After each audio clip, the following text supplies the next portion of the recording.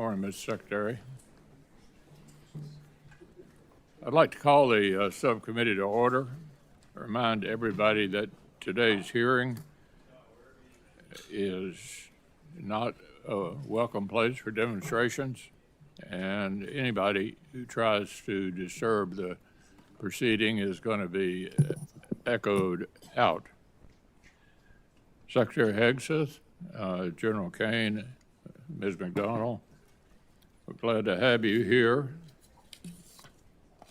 There's no doubt that the global threat demands from us an uncompromisingly lethal force. And your efforts over recent months to renew the department's focus on lethality and your attention to the concerns of service members at the tip of the spear are worthwhile and appreciated. Of course, sustaining this shift requires a clear strategy and adequate investments in capabilities. So we're looking forward to hearing in detail what exactly the Office of Management and Budget is requesting on behalf of the Department of Defense for this coming fiscal year, and whether this budget flows from a strategy or instead defines and limits the strategy. This hearing will be the first public demonstration of what we hope to be a productive relationship between the subcommittee and the department. In the past, the relationship has functioned best when it's based on timely and forthcoming communication. Last year, details from the department and the services about their growing requirements actually did inform the subcommittee's efforts to mark up a bill to provide the military with $18.8 billion in resources above President Biden's last request. Unfortunately, we all know that didn't become law. Regrettably, the CR we're under right now has yet another missed opportunity that compounded the constraints facing the department. On this subcommittee, you'll find plenty of support for the department's efforts, for example, to improve air and missile defense systems, grow the pipeline for unmanned technologies, modernize our nuclear triad, and expand shipbuilding capacity. But lumping reconciliation spending in with full-year appropriations risks conflating different objectives.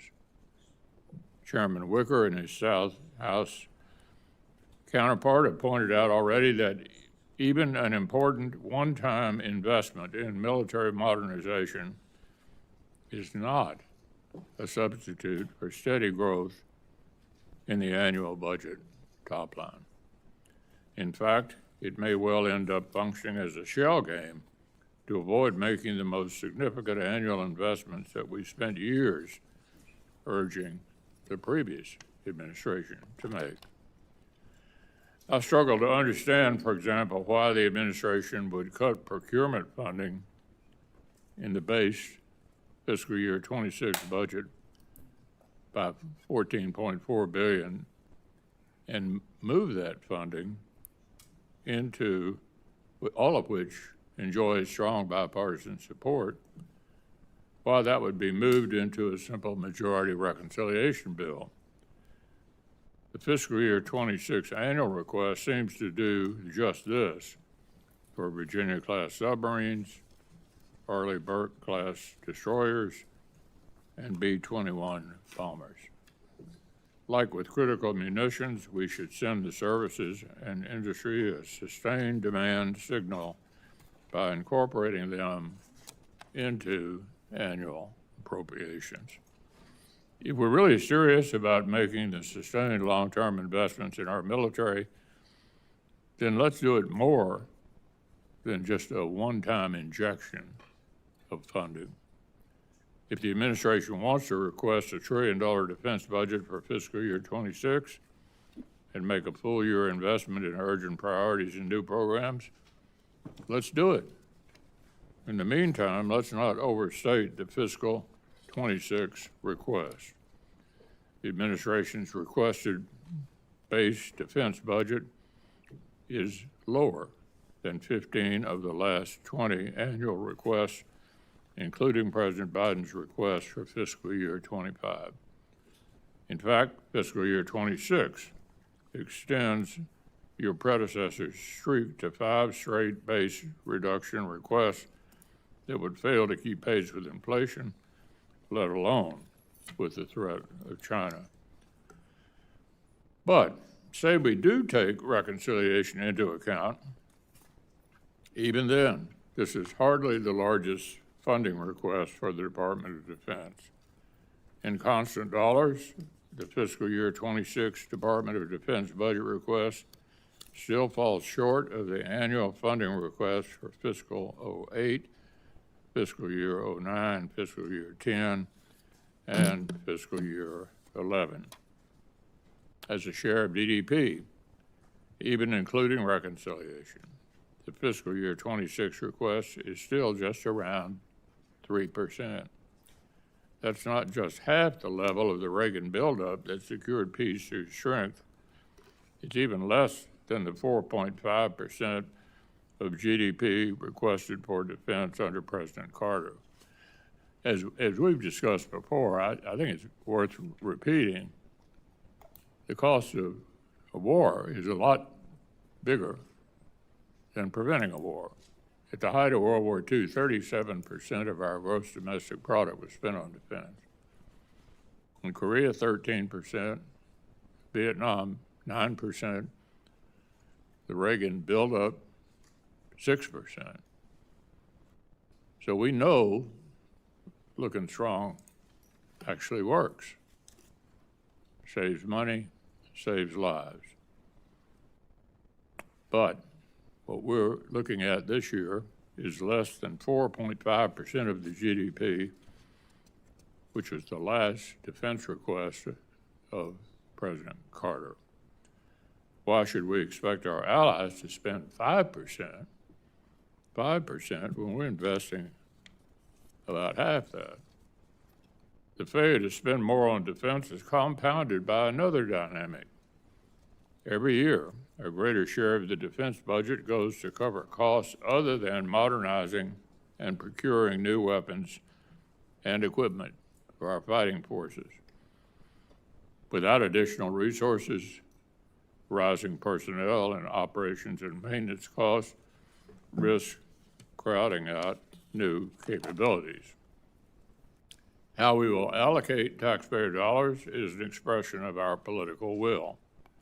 We can't expect our adversaries to take American hard power seriously if we don't put our money where our mouth is.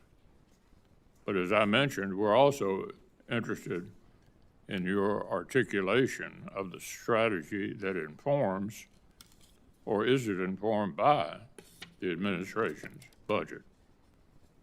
How does that strategy account for adversary alignment? How does it address not only the threat of conflict in the Indo-Pacific, but the reality of conflict and military threats to our interests in Europe and the Middle East? Most of us on this panel believe that Russia's war in Ukraine, its alignment with the aims of other U.S. adversaries, and its eventual outcome are profoundly important to America's interests and offer more than just a glimpse into the future of warfare. I'd like to hear your views on this conflict. Who is the aggressor? What are the stakes for America in the West?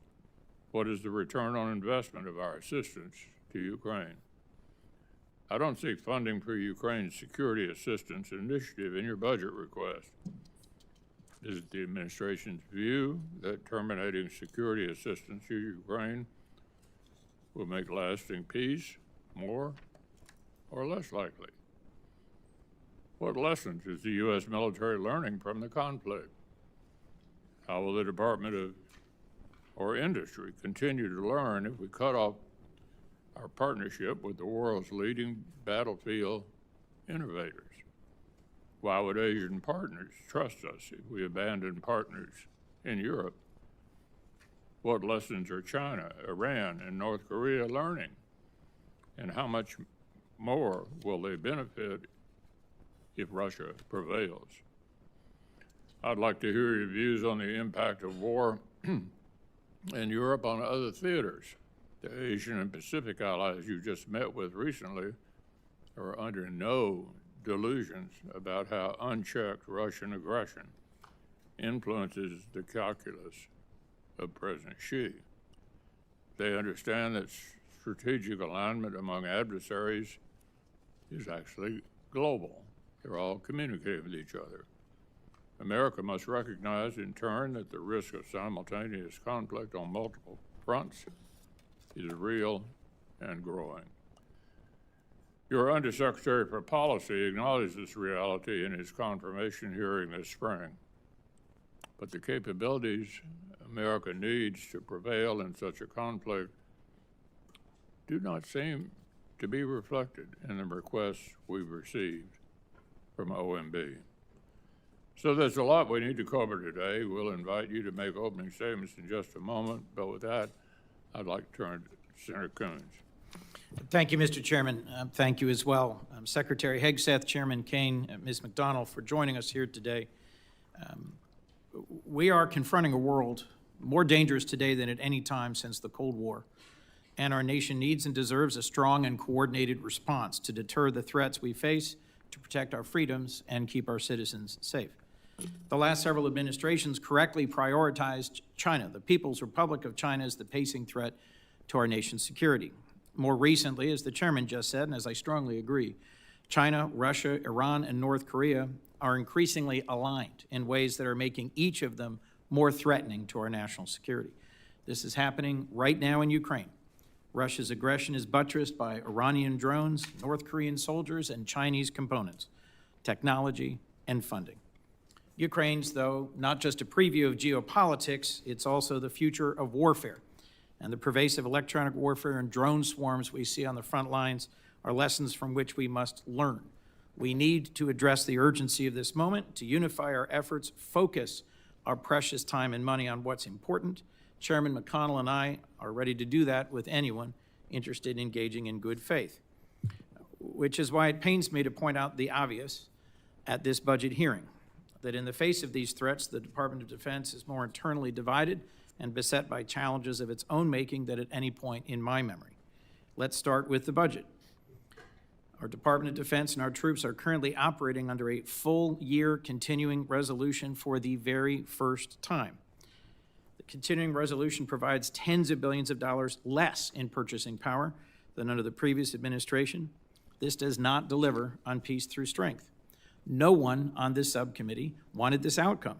Mr. Secretary, we appealed to your office to timely and publicly oppose a CR as all previous secretaries had done. But you were silent. You never responded. That CR's cuts are forcing DOD to halt training and shrink exercises, and it fundamentally undermines readiness. DOD has made the CR worse by paying for DHS border activities with DOD funds meant for military quality of life. Money to repair buildings, to relocate military families, to keep the Navy's fleet operationally ready.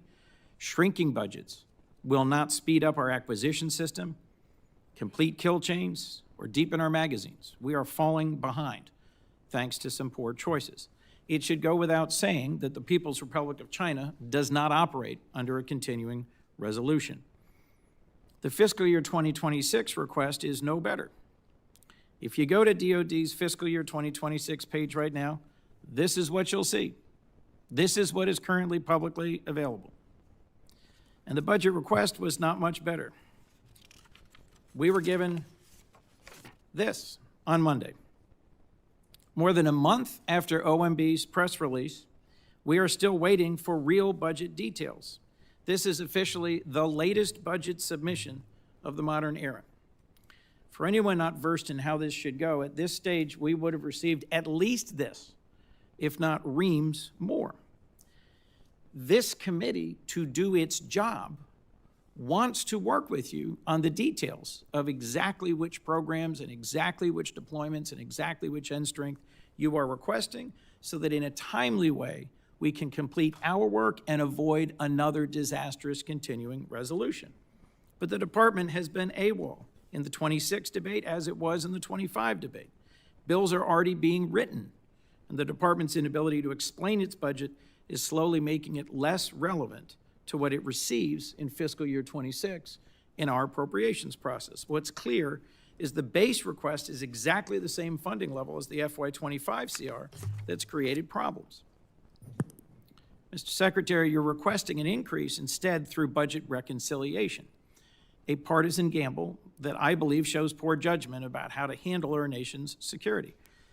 DOD's ability to take care of our warfighters should not be contingent on whether Congress can pass a bill that also explodes the national debt, gives billionaires tax cuts, cuts access to health care, in short, is controversial and uncertain.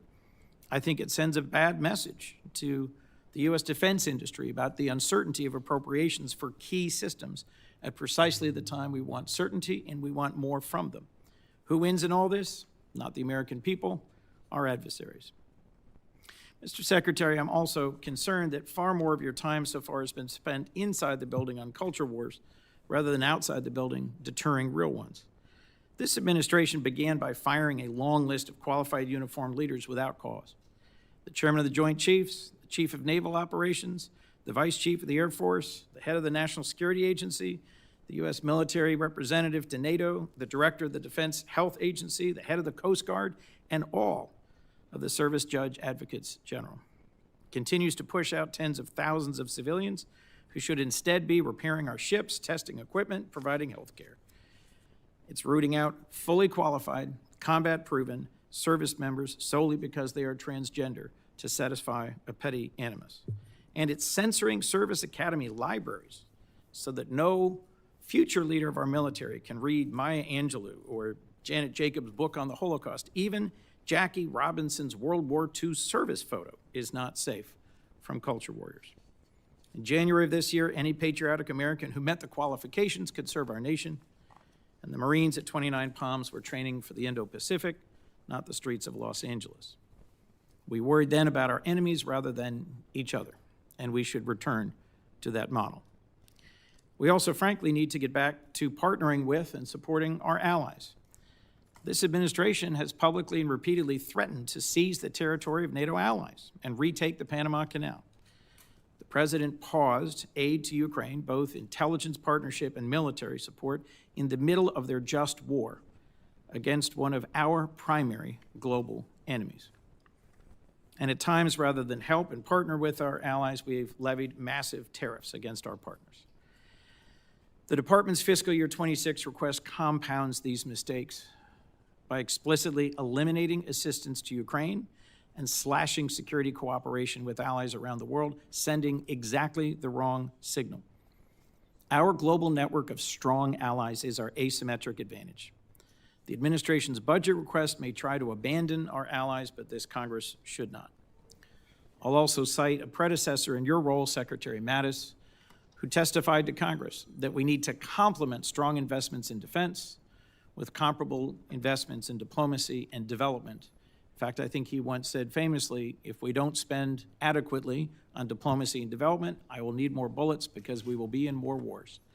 Yet DOJ has shredded our development work, shredding trust as well with partners and allies. Last, I'm troubled by the chaos and poor judgment that have been on full display from the Pentagon front office. Mr. Secretary, you should not have shared operational details of U.S. military strikes on signal with other executive branch officials or personal acquaintances. Mishandling important and sensitive military information in the middle of an operation by a secretary is unthinkable. You've also fired several top aides, and you've been unable to hire a new chief of staff for months.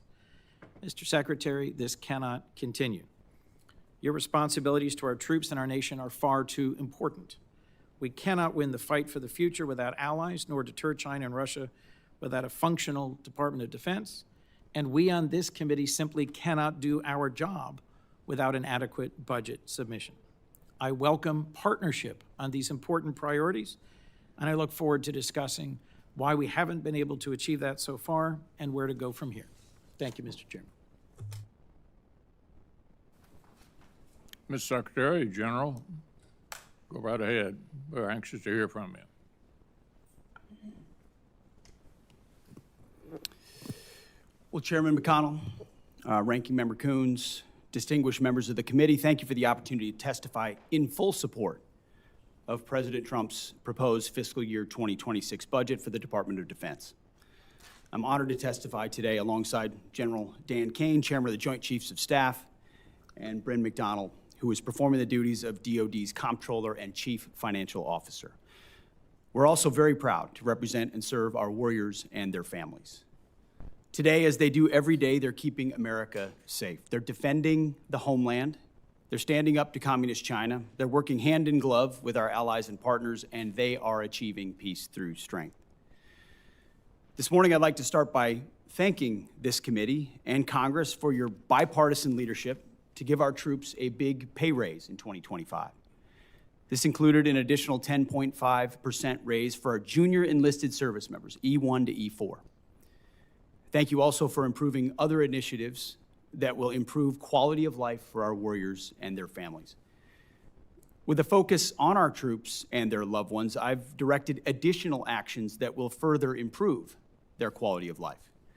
These include making historic investments to improve living conditions in barracks and base housing, reforming the PCS process to reduce the cost and stress of these moves, and improving the quality of care provided to our defense healthcare system. The best part of our job, of my job, is meeting and interacting with the troops and their families. I hear their concerns. I know how it feels to face these challenges. I've been there recently. Each of these initiatives responds to feedback I or we have received directly from the force. We will keep listening and keep looking for ways to improve their quality of life. Under President Trump's leadership, this budget puts America first and gives our warriors what they need.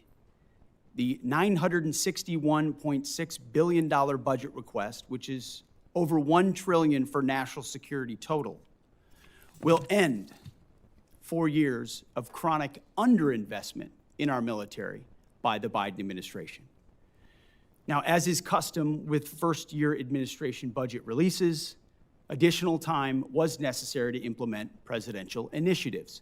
So in the last 4 months, we have moved very quickly to reverse course after 4 years of weakness and mismanagement. We found nearly $30 billion in savings across the department.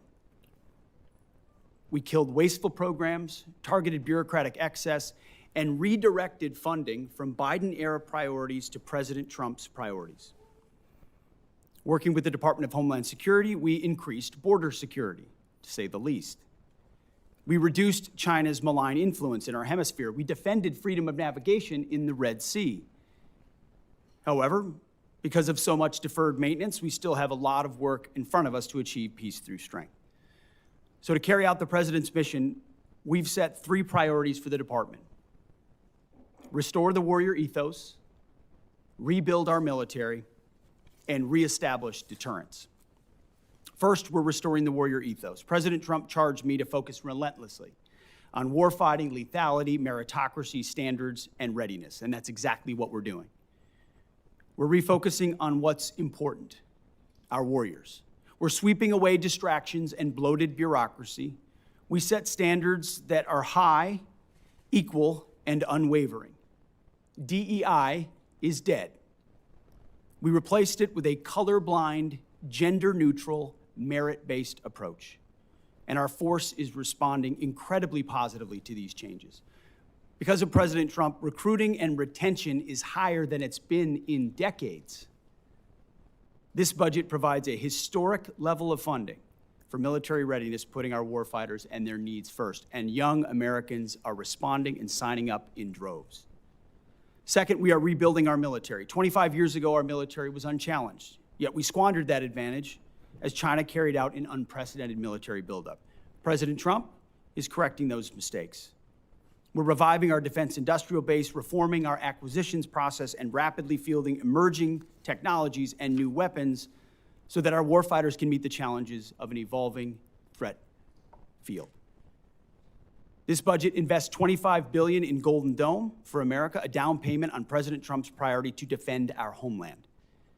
It also commits more than $62 billion in total to modernize and sustain our nuclear forces as we face rising nuclear dangers.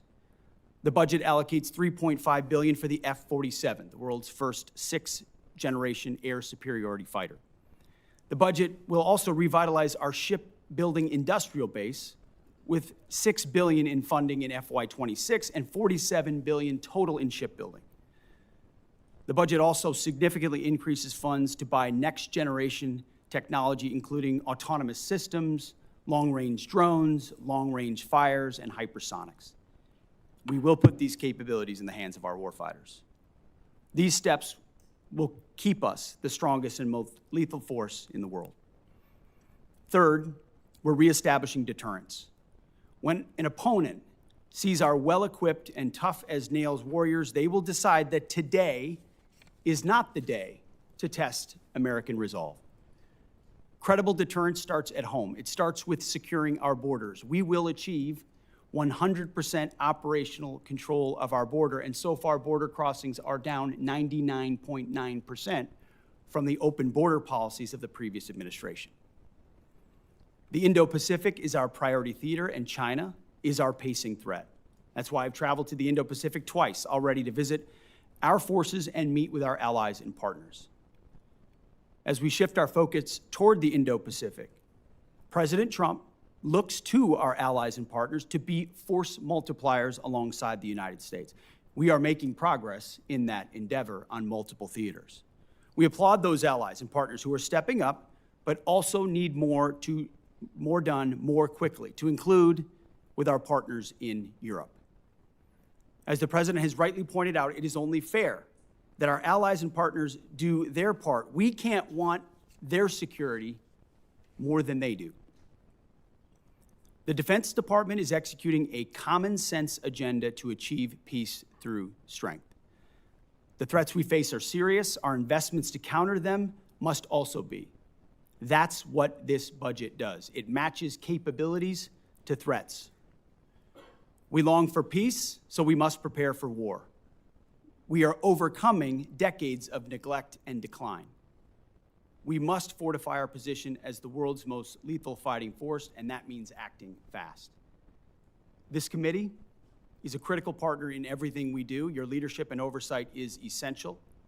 We look forward to accomplishing these goals to achieve peace through strength, support our warriors, protect our citizens, and do right by our taxpayers together.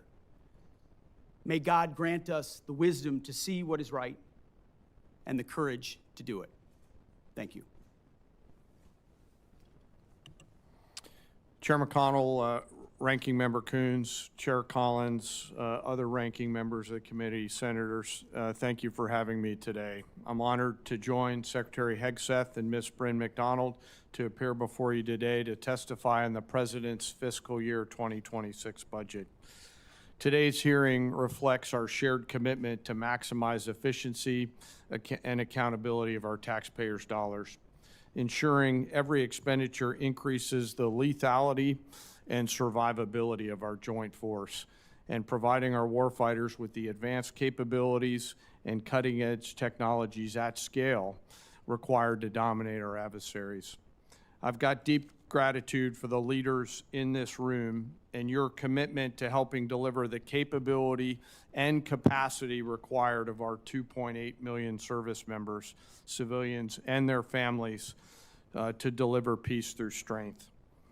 It's my responsibility as chairman to understand, advise, and integrate our joint force capabilities to confront the risks that we face worldwide.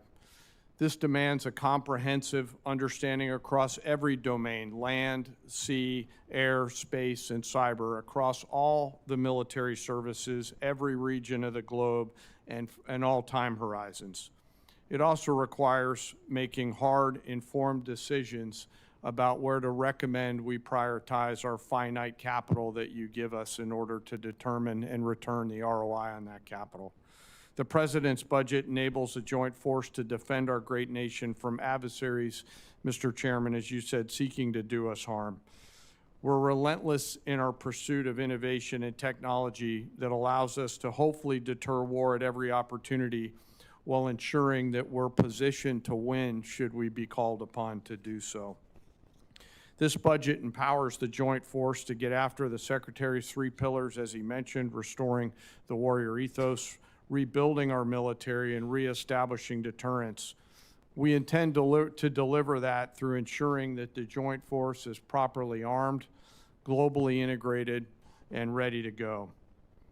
As I mentioned, the President's budget invests in our warfighters. To win on the battlefields of the future, our forces must be properly armed now, at scale, with the right mix of capabilities: lethal, modern, reliable, and survivable. Victory requires people and platforms that will allow us to overmatch the enemy, systems that will work under the most harshest conditions, and technologies that will give our warfighters a lethal edge. The budget gives us the necessary tools to reinvigorate our national and defense industrial base. And our nation is full of incredible talent, and we need every bit of it to support the warfighters' demands. This budget also helps the joint force to become more globally integrated. We are relationship entrepreneurs in the joint force, not only working together with our military, but our allies and partners, the interagency, and industry to deliver the capabilities that we've got to have. Finally, the President's budget reflects our mandate to be ready, always on the account, anticipating the next fight, not fighting the last fight, in order to deliver for our force and their families. And our force and our families are most important part. This budget makes meaningful investments in our service members and their families, improving quality of life, housing, and medical care, and the moving process. As long as our most precious asset, our people, are properly armed, integrated together, and ready to go, our citizens will be defended, our enemies deterred, and our nation safe. Speaking of keeping our nation safe, I want to highlight the gunnery sergeant behind me, the senior enlisted advisor to the chairman, who after 37 years of selfless service to the nation and as the nation's highest ranking enlisted service member, will retire from the service later this month. And he and his wife, who's also a Marine, have gone all in over and over again. It's an honor to serve every day alongside some of the most extraordinary warriors, civilian teammates, civil servants, and our families in this nation have ever known. I assure this committee that the joint force remains committed and ready to go. With your continued support, we'll maintain the competitive edge that we need to have. I'm also reminded to always remember our deployed service members right now and their families, who are right now, as we sit here today in this hearing room, out there doing our nation's business. And I would ask us all to remember our fallen and their families, who continue to show us what right looks like. I thank you for the Congress and this committee for the support, and I look forward to your questions. Thank you, General. Mr. Secretary, probably won't surprise you, but I'm going to start with Ukraine. And I'm going to ask you a series of questions, but I don't want you to linger on any one of them, but answer the series of questions in one answer. Number one, who's the aggressor and who's the victim in the conflict? Russia's the aggressor. Which side do you want to win? As we've said time and time again, this president is committed to peace in that conflict. Ultimately, peace serves our national interests, and we think the interest of both parties, even if that outcome will not be preferable to many in this room and many in our country. Which side is President Xi pulling for? Well, as was stated by both of you, we obviously understand, unfortunately, under this administration and the policy, under the previous administration and the policies they pursued, it has driven Russia and China closer together. So there's no doubt that China would prefer that Vladimir Putin have a good outcome. But it would also prefer a prolonged conflict that would keep us and other countries tied down and incapable of paying attention to the malign influence of China elsewhere. One thing I'm sure we agree on is we don't want a headline at the end of this conflict that says Russia wins and America loses. And given the fact that all of our adversaries are communicating with each other, that's extremely important if we're going to continue to play the role in the world that the vast majority of members of Congress think we should still play, particularly now that our adversaries are more significant than they have been since the Berlin Wall came down. With regard to the money we're spending, what's the return on the investment of our security assistance to Ukraine? Senator, I would just say, given the approach of President Trump, that's not the headline, regardless. The previous administration, under the Obama administration, Crimea was invaded, and we gave them blankets. Under President Trump, during his first term, he gave the Ukrainians javelins, and the Russians did not invade. Under Biden, the Russians did invade, and aid was slow-walked, incompletely, and as a result, it became a gridlock. Thankfully, the javelins that President Trump provided actually stalled the Russian advance. Now we are at a place where Vladimir Putin knows that President Trump is strong. He knows his word means something, and as a result, a negotiated peace in Ukraine makes America look strong, makes us look like we understand the state of the world and where we want to be focused, even if we understand that Russia's the aggressor, and we applaud the efforts of the Ukrainians. There is a moment where you have to recognize what exists on the battlefield and that a better outcome is a negotiated peace to stop the killing and stop the slaughter. And our budget reflects that perspective. If I may, Mr. Secretary, I'm not here to defend the previous administration. They were completely inadequate anyway, and I think you could make an argument that the precipitous withdrawal from Afghanistan was like a green light to Putin. But we are where we are, and beating up the past is not a plan for going forward to the future. What has benefited the United States, I think you would agree, 38 different states have produced weapons or parts of weapons out of the money that the Ukraine supplemental package passed last year. 2 new members of NATO now increased spending by virtually all of our NATO allies, which President Trump deserves part of the credit for encouraging that. Vladimir Putin probably guaranteed it would happen.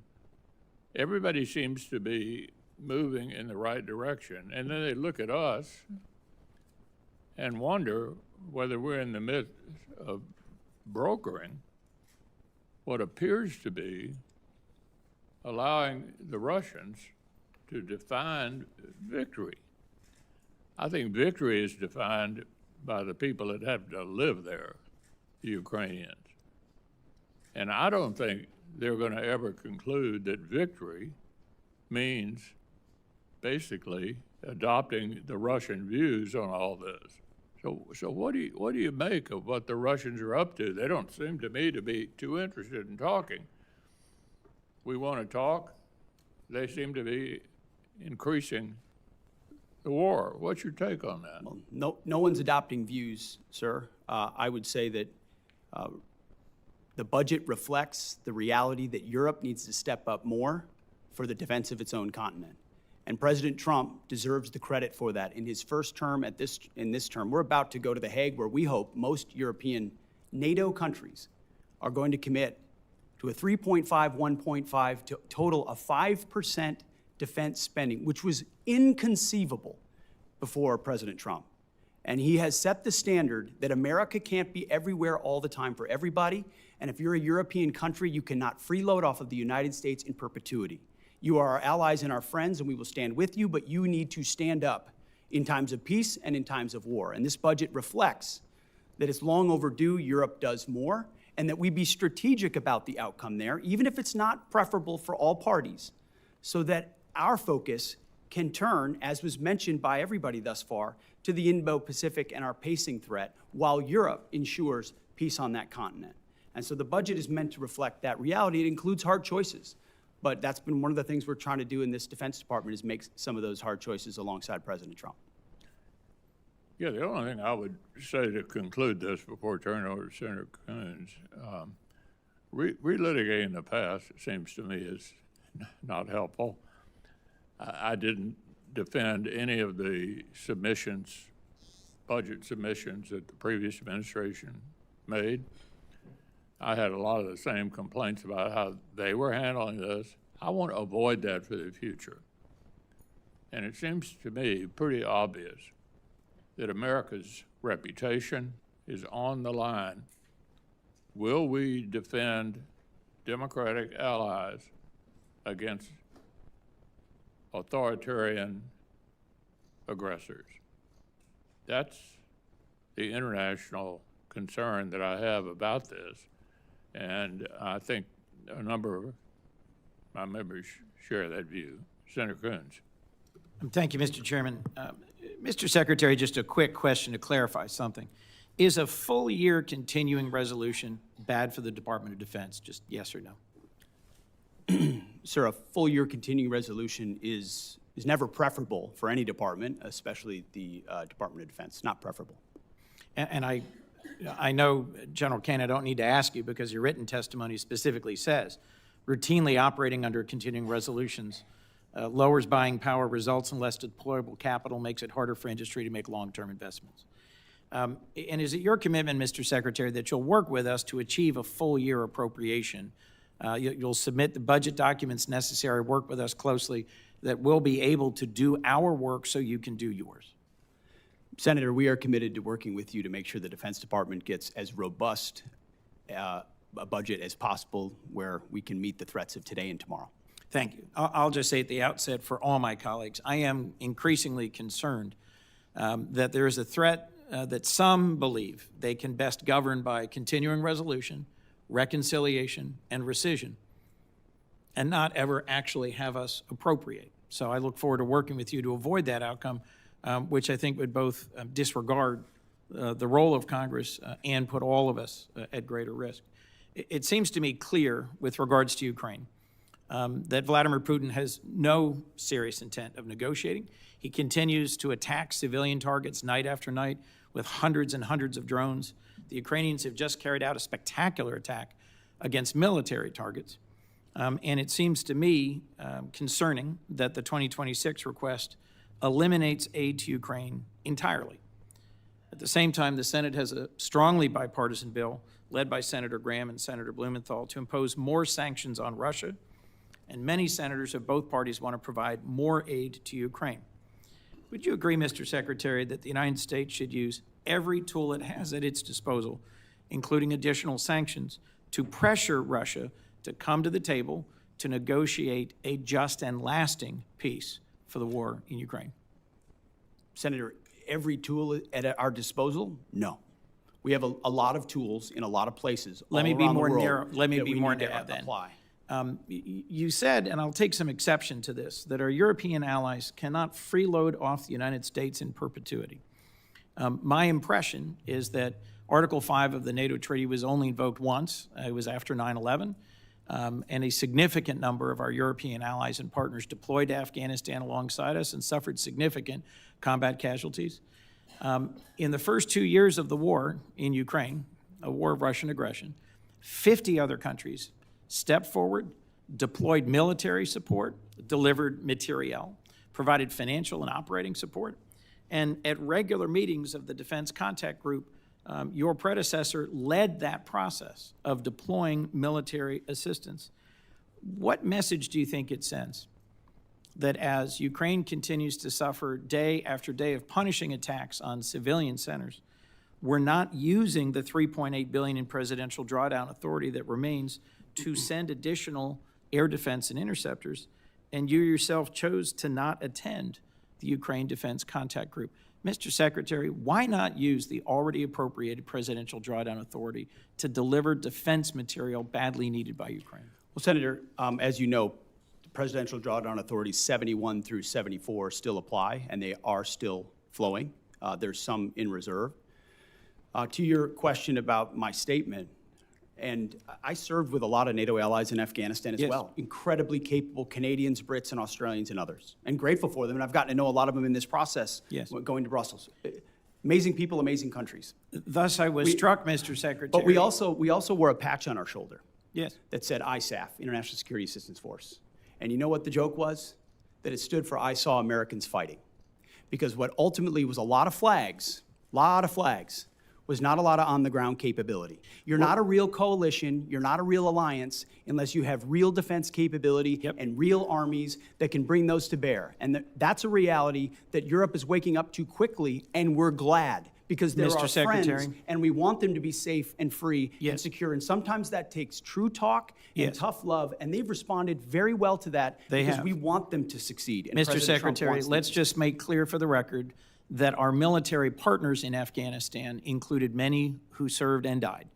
Our Danish partners and allies, on a per capita basis, Don't try to suffered make it more. look like I don't care about the investments of our partners. Of course I do. Mr. I recognize Secretary- that there were lives lost from other countries. Of but course the there bulk were. of the effort was Americans, and an alliance needs to include other countries and be more And balanced Mr. to be a real Secretary, alliance. and as I that's the point pointed we're out making. in my opening comments, our partners and allies have stepped up, have invested, have engaged in the defense of Ukraine, and so should we.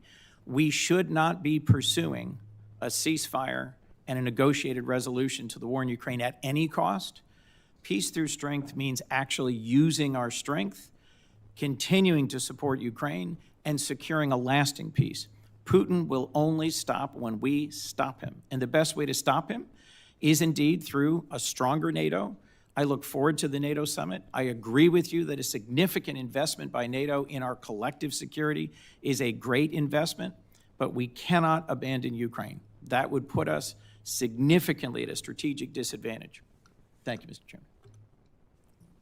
Senator Collins. Thank you, Mr. Chairman. And let me start by thanking you for framing what is at stake and for your emphasis on Ukraine. I also agree with Vice Chair Coons that the department has been unacceptably slow in providing us with the account level information that we need to draft the Defense Appropriations bill.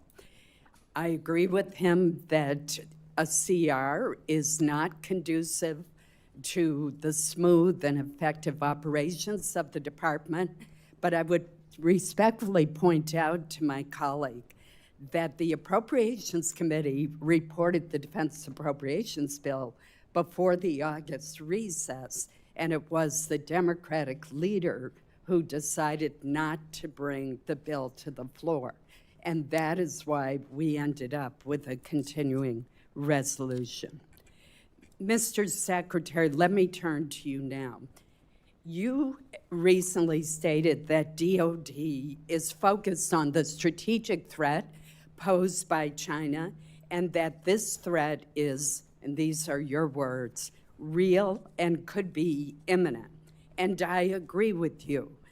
China now fields a navy of approximately 400 ships and is expanding its fleet at a pace that far exceeds ours. The U.S. Navy currently has only 293 ships, clearly inadequate. Yet the Department of Defense budget for FY26 proposes funding for only 3 additional ships: a Columbia-class submarine, a Virginia-class submarine, and an ocean surveillance ship. No funding in the base budget is requested for DDG 51s, the Navy's workhorse surface combatant.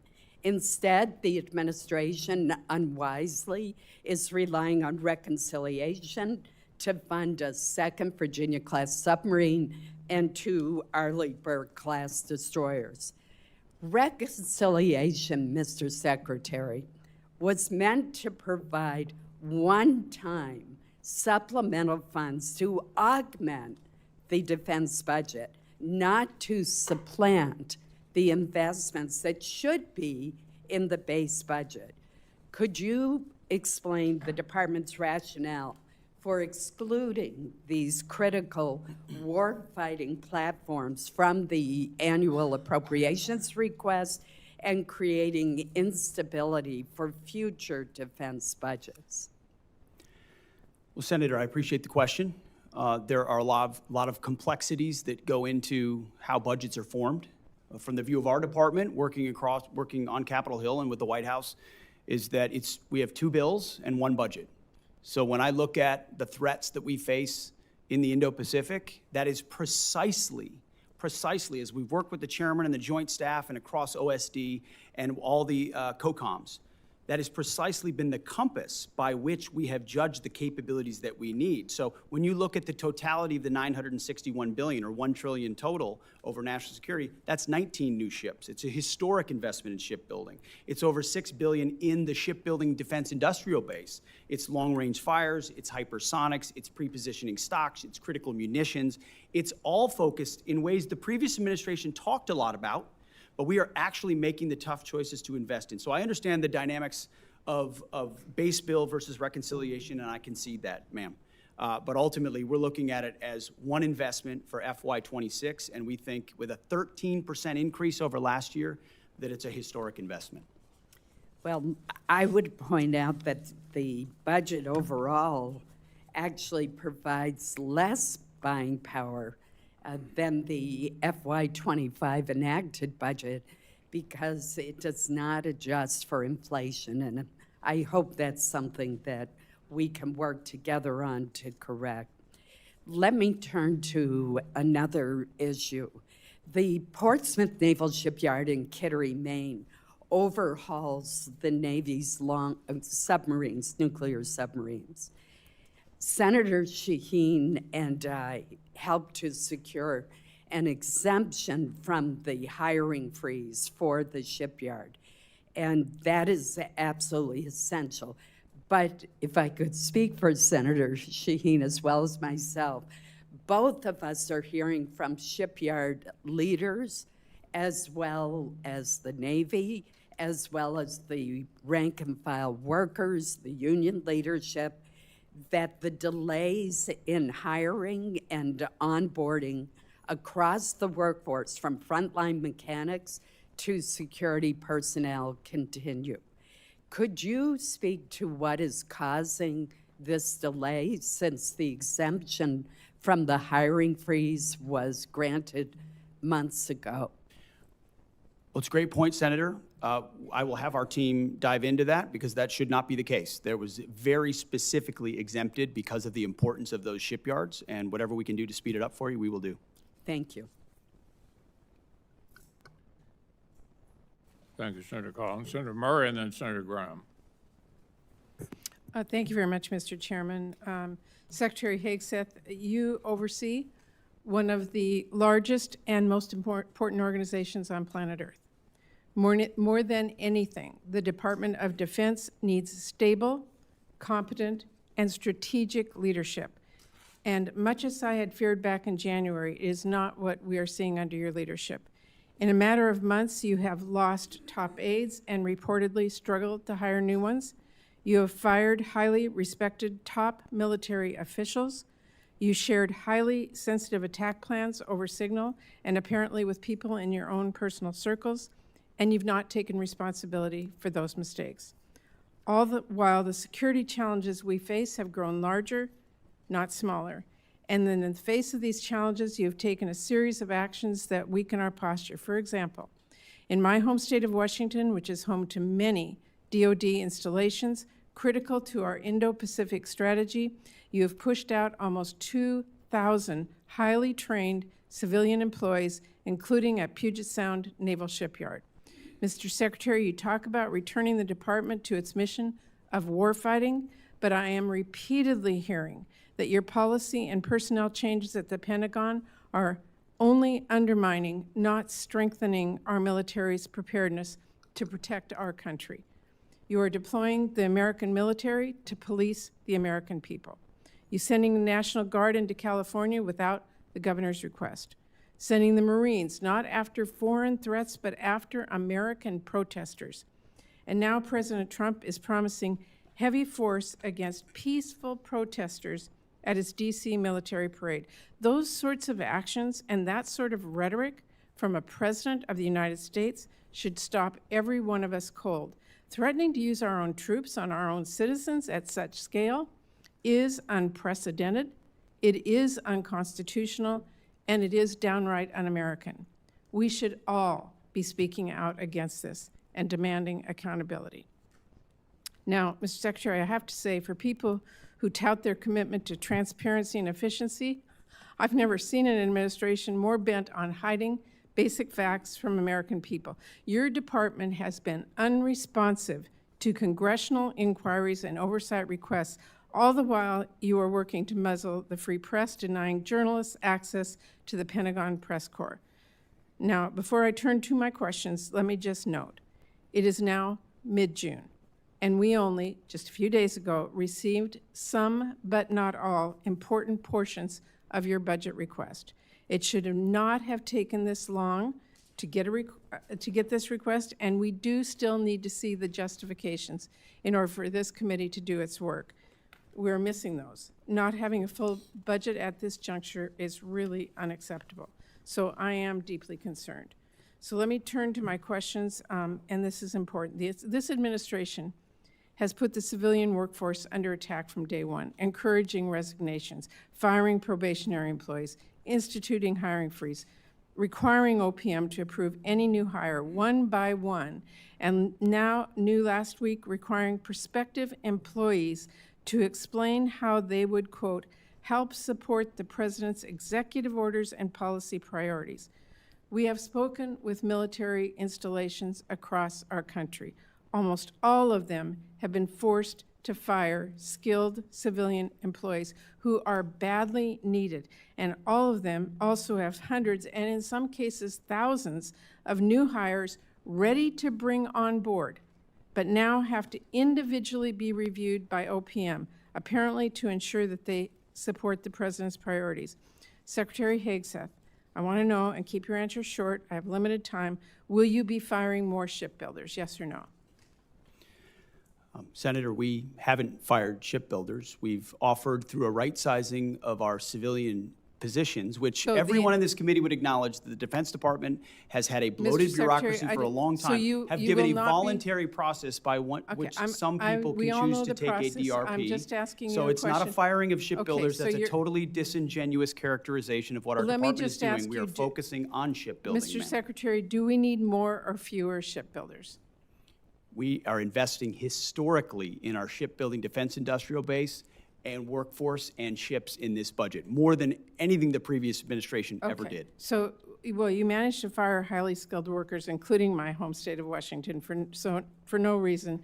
So let me just say, the Navy needs welders, not people who can recite a president's executive orders. If the Navy wants to hire a qualified candidate for the role, but that candidate happened to vote for or donate to Democrats, would they be hired? Senator, there's never been a litmus test for hiring welders.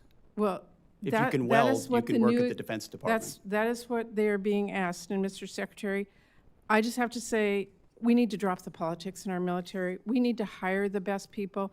We do not need to force them out. That is simply the case at this point. Now I'm out of time. Thank you, Mr. Chairman. Senator Crum.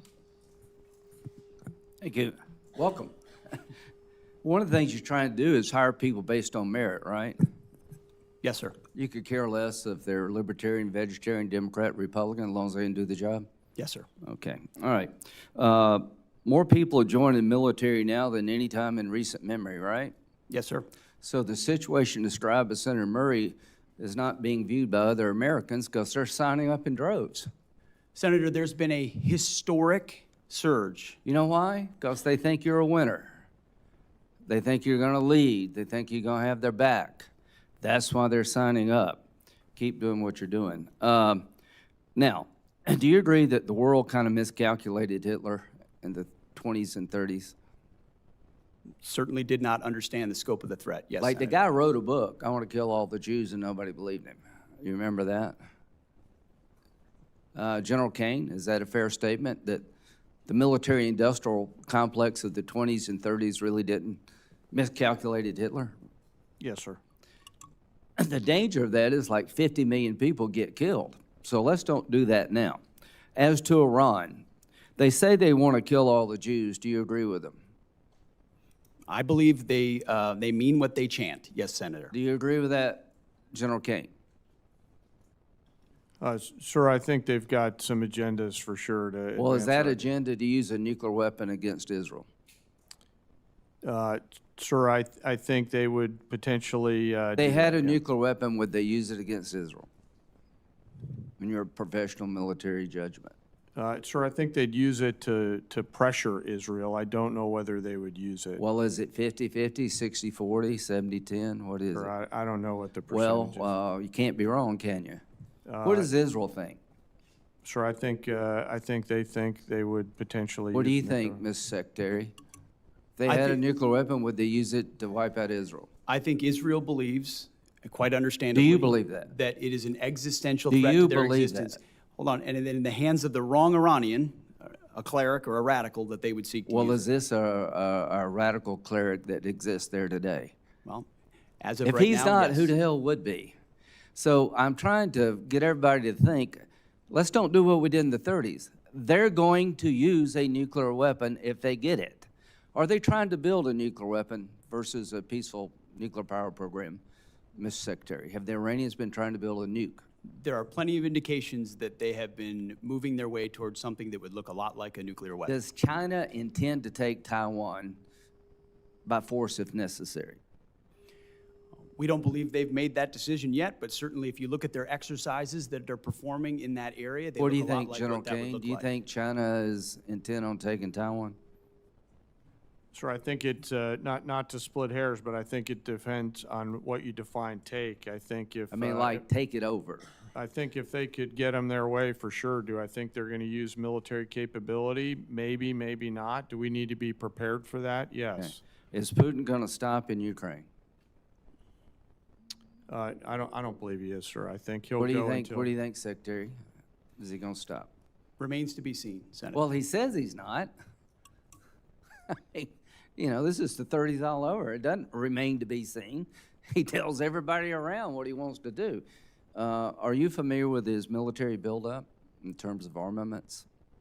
It's well beyond what we need to do to take Ukraine. Listen, I like what you're doing. I just think we got to get this stuff right. Iran cannot have a nuclear weapon because they'll use it. They're homicidal maniacs who are religious Nazis.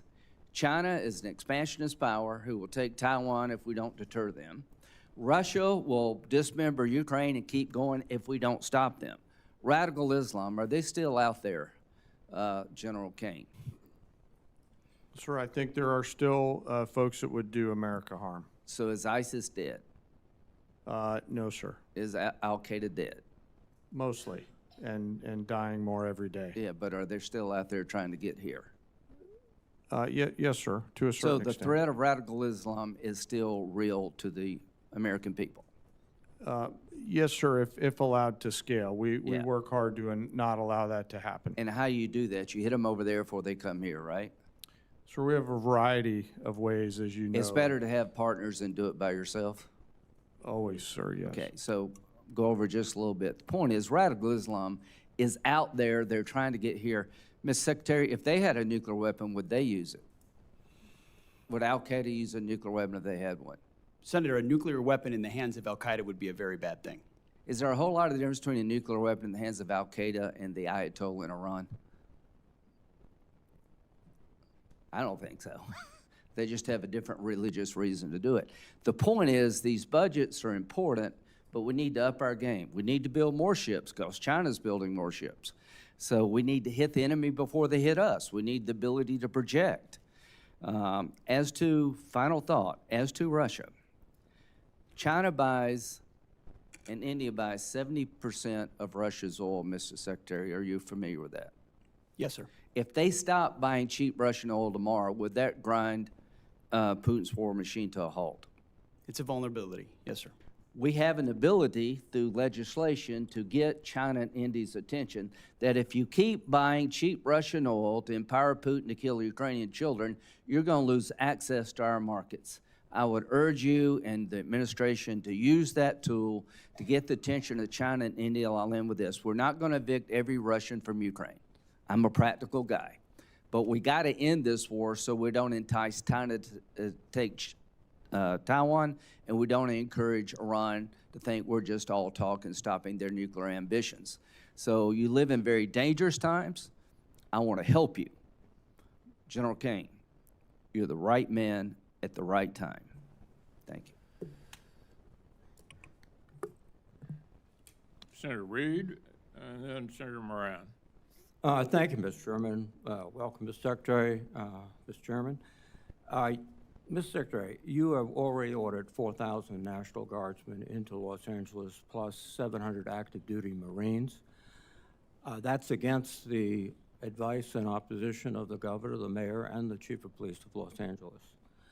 And these forces are in addition to 11,000 military personnel, active duty and National Guard, that have been deployed to the southern border in support of Customs and Border Protection. Separately, the Department of Homeland Security has requested more than 20,000 National Guard troops to assist in, I quote, interior immigration efforts. And I understand you've approved an additional phase of 700 service members for this mission, with additional associated command and control from Texas, Florida, and Louisiana.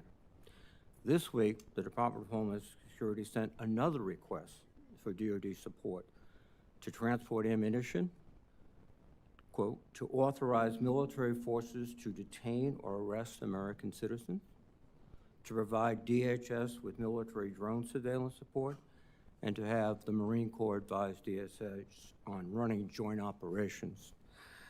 Is it your intent to approve these requests, all of them?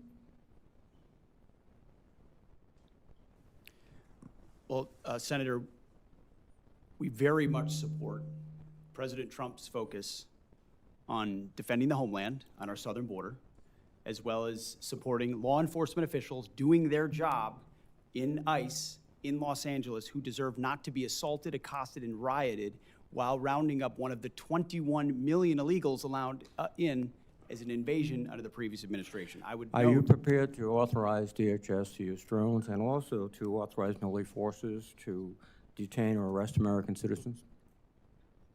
Senator, every authorization we've provided the National Guard and the Marines in Los Angeles is under the authority of the President of the United States, is lawful and constitutional. They are assisting in defending So the answer law is yes. enforcement officers So the and law answer is enforcement yes. facilities So in the answer is in the yes. execution of their job The answer is yes. in the city of Los Angeles.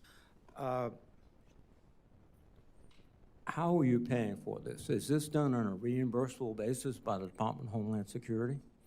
Or is the Department of Defense paying for this?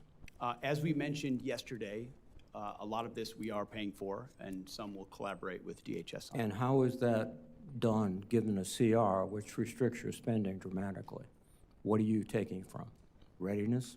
Well, as we acknowledged, and I can pass to my colleague Bryn, who knows the details on this, but in 2025, where we took from, we have completely refunded and then some in the FY26 budget. Your whole ethic seems to be revolving on the lethality of the military force. How is this operation with Marines and National Guardsmen improving their lethality? Senator, you mentioned the 11,000 at the border. It's actually 13,000. And I've been down there to speak with them multiple times. And people will say that mobilization hurts readiness. When you talk to them, it actually improves their readiness. I'm talking about lethality. That's what you talk about all the time. Readiness and training and Training, accountability is all part of lethality. No, that's right, The training. more ready you are, the more capable you are, the more accountable you are, the higher your standards How are. much- It all makes you more lethal. So you're, And the mission in Los Angeles, as you know well, sir, is not about lethality. It's about maintaining law and order on behalf of law enforcement agents who deserve to do their job Excuse me. without being attacked by mobs of people. And so we're Law- very proud that the National Guard and the Marines are on the streets defending the ICE agents, and they will continue to law do that. and They're doing a order great is a job. civil function under the Constitution of the United States. Civil enforcement, law enforcement authorities, not the U.S. military. And There's there- plenty of precedent for the U.S. Excuse military me. supporting law And enforcement officers. what your military is doing right now is laying concertina wire, guarding buildings, maintaining vehicles for other services. This is not only, I think, illegal, but also a diminution of the readiness and the focus of the military. But let me change course a bit. there's a general understanding that you have taken possession of this Qatari aircraft, the 747. But there are public reports that the Qataris have not yet signed a memorandum of understanding, which would specify that the agreement was initiated by the Trump administration, and Qatar is not responsible for any future transfers of the plane's ownership. Are you in possession of the Qatari airplane now?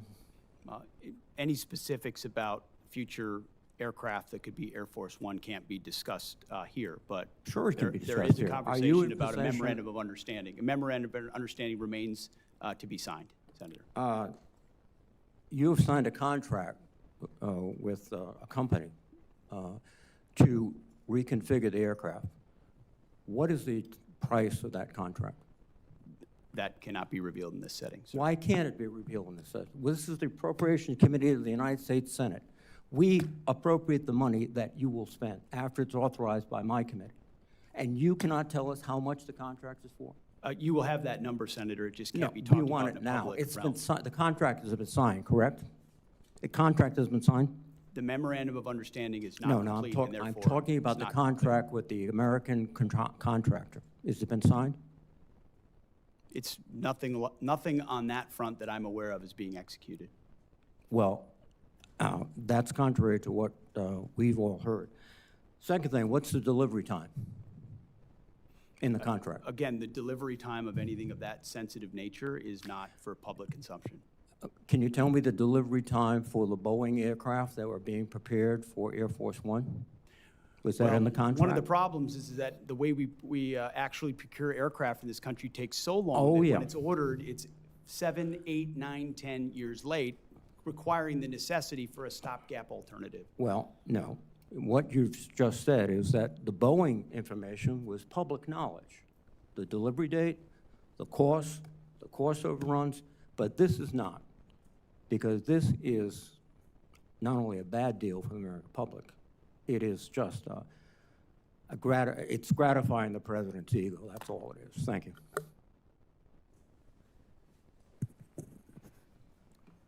Senator Moran, and then Senator Durbin and Senator Hoven. Chairman McConnell, thank you. Secretary, an issue for me as a Kansan, but an issue for folks who fly out of Ronald Reagan National Airport. January 29th, Army Black Hawk helicopter and a commercial airliner arriving at DCA from Wichita collided midair. I know you're aware of it. You were involved in responding on the night of the accident, January the 29th. It killed 67 individuals, many of them Kansans. I want to hear a confirmation from you. Since that flight, I ask, as did the Department of Transportation, the FAA, that the helicopter flights emanating from the Pentagon be put on pause. It's my understanding from information from the Army is that since January 29th, 7 flights have taken off and landed at the Pentagon. 6 of those flights occurred during periods of high volume at DCA. One of those aircraft caused 2 different commercial flights to abort landing on May the 1st. And since this latest incident, I understand that all flights have been halted. My question is, will you commit to maintaining that restriction on all non-essential rotary flights, including VIP transport from the Pentagon until the Department of Transportation, the FAA, determines the safe way in which that can be done, if there is a safe way? Senator, that was a very tragic incident, which can never happen again. We initiated an investigation immediately, worked directly with the Department of Transportation immediately. They've taken the lead on it. In real time at that moment, we even stood over maps and looked at routes to make sure we were ensuring that routes of Blackhawks were away from the flight path so that it didn't happen again. There are essential reasons why you may need to move along a corridor similar to that, but there is no authorization for VIP or convenience flights along that route. That is not the case and will not remain the case. You have our assurance that I'm working with Secretary Duffy very closely to make sure that The only flights that would be, even in a modified path, would be those that are necessary and authorized. And that ban, except for that ban on non-essential flights, including VIP transportation, remains in effect until Secretary Duffy reaches a conclusion if it's possible to fly safely. We are in direct coordination with Secretary Duffy, and we take his recommendations very seriously and work together, and only where there's a dynamic and ongoing need for the Defense Department would we push back and try to figure out a middle ground.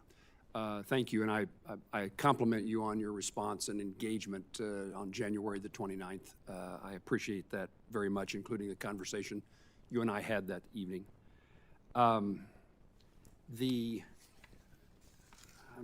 There's so many national and international issues I want to talk to you about, but I also want to make certain that some things that no other member of this committee would ask about a circumstance that I've encountered in Kansas, and we've sought the Department of Defense's help, and we're fighting, in my view, we're fighting the bureaucracy. We have a Army Corps of Engineers lake in Kansas. It's next to a city, a community called Council Grove. It's a county seat town of several thousand people. Their community depends upon the tourist traffic and usage of that lake. They had a manager, a ranger at that lake. The Corps did. Hiring that ranger shifted to another lake. The hiring freeze prevented somebody from being hired to replace that person. The Secretary of the Army, I appreciate his cooperation, signed a waiver to allow the hiring, but now have been told weeks to months for the Army Corps of Engineers to go through the hiring process to replace the person. And if I could get your attention or your staff's attention to see if there is not a faster way. This community says that the people who come to stay and visit the lake, so at the moment the marina's threatened to be closed, there's no one to clean the latrines, no one can check the permits, so the lake is unusable, and summer is the season in which this community thrives based upon visitors to the lake. And I was told by the Army Corps of Engineers they had the person they wanted to hire. That person had applied, but the hiring freeze prohibited him from being hired, and they have people in mind to be the seasonal employees to do the seasonal work at the lake. But now the bureaucracy, my word, not anybody else's, I suppose, the bureaucracy of the Army Corps of Engineers delays this even weeks or months longer. The season, we've already missed Memorial Day. Can you help me? This is an issue we were made aware of almost in real time, and the Secretary of the Army was very responsive. He was. And I'm actually meeting, as it happens today, with the Director of the Army Corps of Engineers to, across the board, identify where this is happening and free it up, so it'll get special attention. I appreciate that very much. The season is fast dissipating for the success of that community's economic well-being. It was reported that the Pentagon is or has diverted anti-drone technology intended for Ukraine to the U.S. Air Force in the Middle East. And the explanation for that was the safety and security of our military men and women in the Middle East depend upon this technology. And I assume no one can argue with the importance of protecting our military. Was there a precipitating factor that caused that circumstance to be, that move to be necessary? And is there any plan to provide Ukraine with the necessary technology to replace that those anti-drone defenses? Senator, as you know, the Middle East is and remains a very dynamic theater. In the interest of putting America and Americans first, we're going to surge counter-UAS systems to our troops and our bases and our places first if we think there's a potential for a threat. And considering the environment there right now, that has been and will continue to be a priority for us. What about the capability of resupplying or reinserting that technology into other places, including Ukraine? Is the capacity just not sufficient to do that? We would have to review the capacity, but it's one of the challenges of all the munitions that we've given to Ukraine over these last 3 years. Is it's created some challenges in other places. I can imagine that many things are frustrating to you as they are to me, and one is our inability to have a supply chain sufficient to meet the global demands of the United States military in our country. And it is a focus that I heard you say in your testimony is one of yours. And our safety is dependent upon a private sector supply chain necessary to meet all needs, in my view, including those of supporting Ukraine. I'm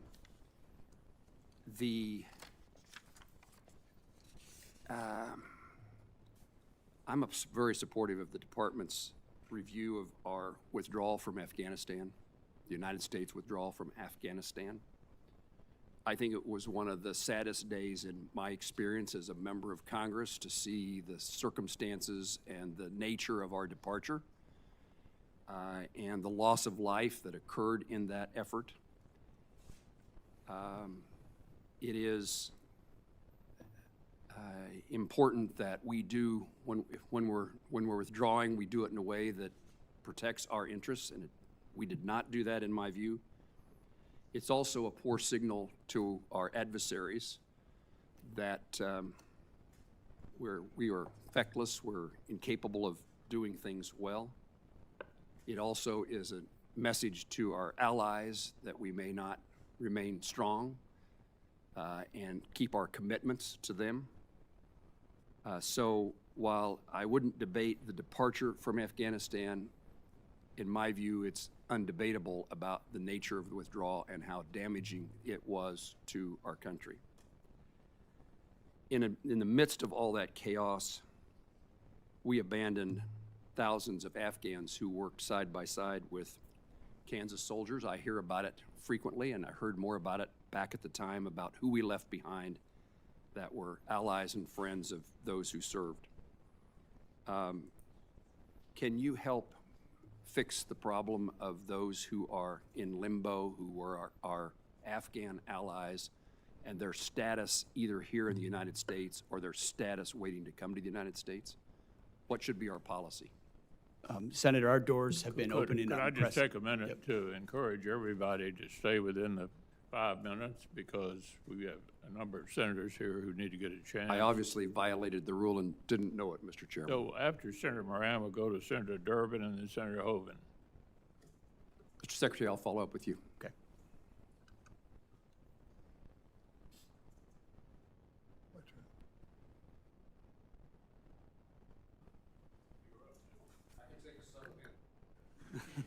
We're just going to have to get the gentleman from Kansas a clock.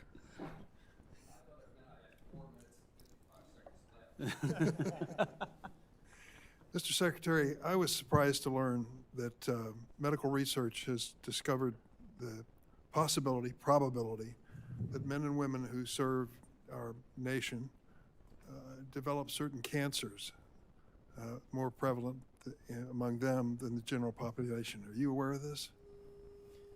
That men and women in uniform may develop certain different cancers than civilians? More frequent and the like? I'm not familiar with the particular study that you're referring to, but I'd be interested to see it.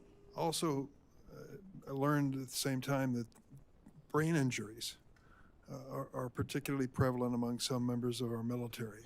And understanding the violence of that experience, it's not a surprise. But it does have long-term impact. Were you aware of that? Yes, sir. Do you know why? Well, decades of deployments to places where explosions, large and small, happen on the regular basis, and certain people are right next to small explosions on a regular basis or big explosions in one incident, or they have a duty MOS, like you're an artilleryman, where the constant thud of that alters the physical aspect of your brain in ways that we don't fully understand, but we know are caused by that service. So we're very aware of that. Do you feel a special responsibility as Secretary of Defense representing these services and the men and women who are part of them to make sure that we get as quickly as we can to the bottom of this and figure out what we can do, if anything, to reduce the likelihood of additional cancers or brain injuries? Senator, I served with a lot of men who were affected in a lot of ways by those types of symptoms, including symptoms that led to the taking of their own life. Yes. This is a deadly serious issue. We are committed to getting to the bottom of who it affects and why, and making sure we do right by it. So let me tell you what I've done about it. As chairman of this subcommittee at one point in time, we have dramatically increased the medical research to protect the men and women in uniform. As we learn these things, we want to get to the bottom of it as quickly as possible. It is enough for me that they risk their lives for our country. We shouldn't make it a more dangerous situation, and we ought to understand what's going on in their minds and their bodies when they serve. And as a result of that, we have dramatically increased defense medical research. I think we owe it to the men and women in uniform. Your budget cuts two-thirds of that amount for defense health research. How can that be consistent with our mutual goal of making the military life a safer life for our men and women in uniform? Well, Senator, I would take issue with your characterization that all two-thirds of that, whatever was reduced, is focused on the issues that you just spoke about, because those are issues that, as a secretary who's very close to these issues and knows people close to these issues, my team knows that's exactly the type of research that we would fund. But we did find lots of other research inside the Defense Department to the tens and millions, and in some cases, hundreds of millions of dollars that was a boondoggle for the American people. Why? And we were, Why do we you were say, proud to get give rid me an of it. example of a boondoggle in medical research in There are defense multiple. health. I mean, we're talking about some stuff I shouldn't say in public. You know, marbles in the rear ends of cats, tens of millions of dollars, things that don't Is this have like the a 300 connection 300 to is this- what is you're like- talking about. Is So this I like the respect 350-year-old Social Security check that the president told us? Senator, I respect I would- completely the issue that you're speaking with, and this department couldn't be more sympathetic to that and Well, ensure that it's it- funded. But the Defense Department has been a place where organizations, entities, and companies know they can get money almost unchecked to That's whether or not not true. it actually applies to things that happen on the battlefield. That's just not That's even what close. we worked very hard to find in ways that other secretaries have not. Let me tell you, This that's committee a- and others talk about waste, fraud, and abuse all the time. We have actually gone after waste, fraud, and abuse, because Let me every let dollar me that's just tell you that misspent is a eliminating- dollar we can pour into the war Eliminating two-thirds of the money for defense health research, put that next to the decision to cut NIH medical research by 40%. Does that make America great again for these military families? I don't think so. $45 million for a parade, for God's sake. Money should be put in defense medical research instead of wasted on some pomp and circumstance for the president. This is not consistent with what the men and women in uniform deserve. Senator Hovind, then Senator Schatz, Senator Bozeman. Thank you, Mr. Chairman. Want to thank you for being here, and I want to thank you for your service as well, Mr. Secretary General. We appreciate it. I want to talk about our strategic defense, and in two aspects. One's our nuclear forces, and then the Golden Dome concept. And if you think about it, you know, they really go together. In other words, our nuclear forces, the nuclear triad, is what has kept any country from ever challenging us with any kind of nuclear weapon, right? And it's done that since World War II. So it's vitally important that we maintain the strongest nuclear arsenal in the world. Would you agree with that, Mr. Secretary, and also General? Senator, no doubt. Our nuclear triad is the silent foundation of our entire deterrent effect. And that's why this budget fully funds all three legs of the triad and makes sure we're leaning forward and ensuring we have the most capable nuclear deterrent possible. General? Sir, I'd agree with that, sir. Right. It is the bedrock on which all our conventional forces reside. So we've got to update our nuclear forces to make sure that they're always superior to any near-peer adversary. That's the Sentinel program. Now, in 2025, 1.7 billion was taken out, which we are putting back in through reconciliation. And there's 4.1 in 26 versus the 5 that was originally asked for by Air Force.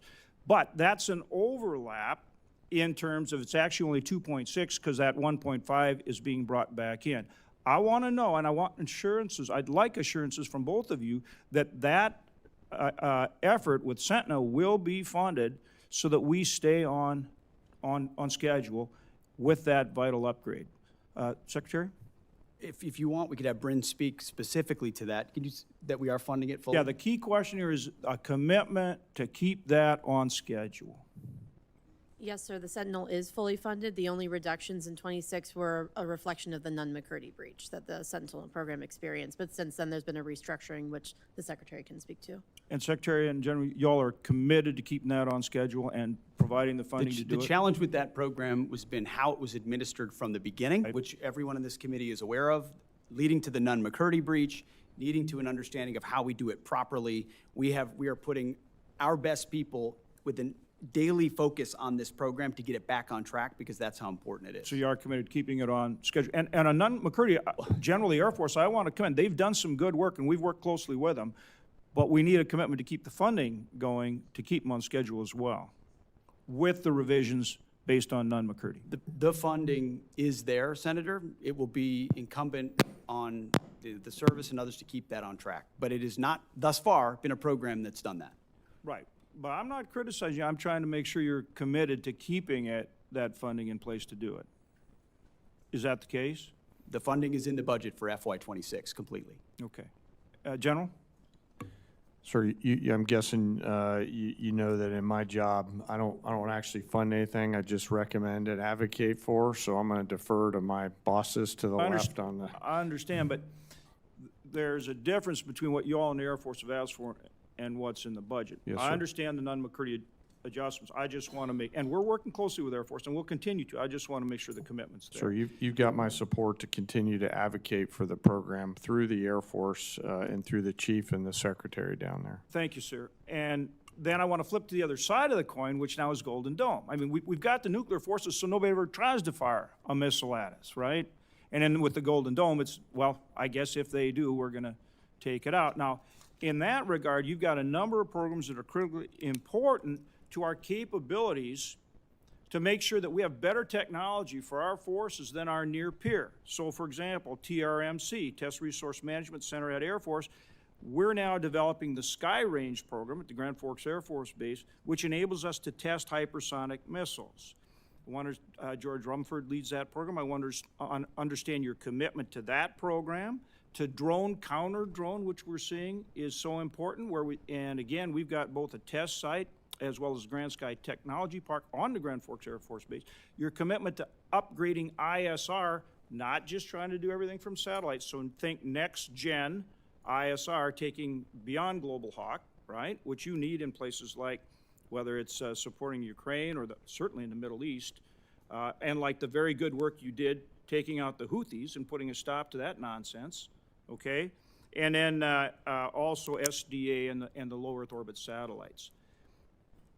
Starting with you, Secretary, talk about your commitment to those programs, and if you agree they're vitally important, both in terms of achieving Golden Dome, but in terms of our near-peer challenges, in terms of maintaining our capabilities, our superiority.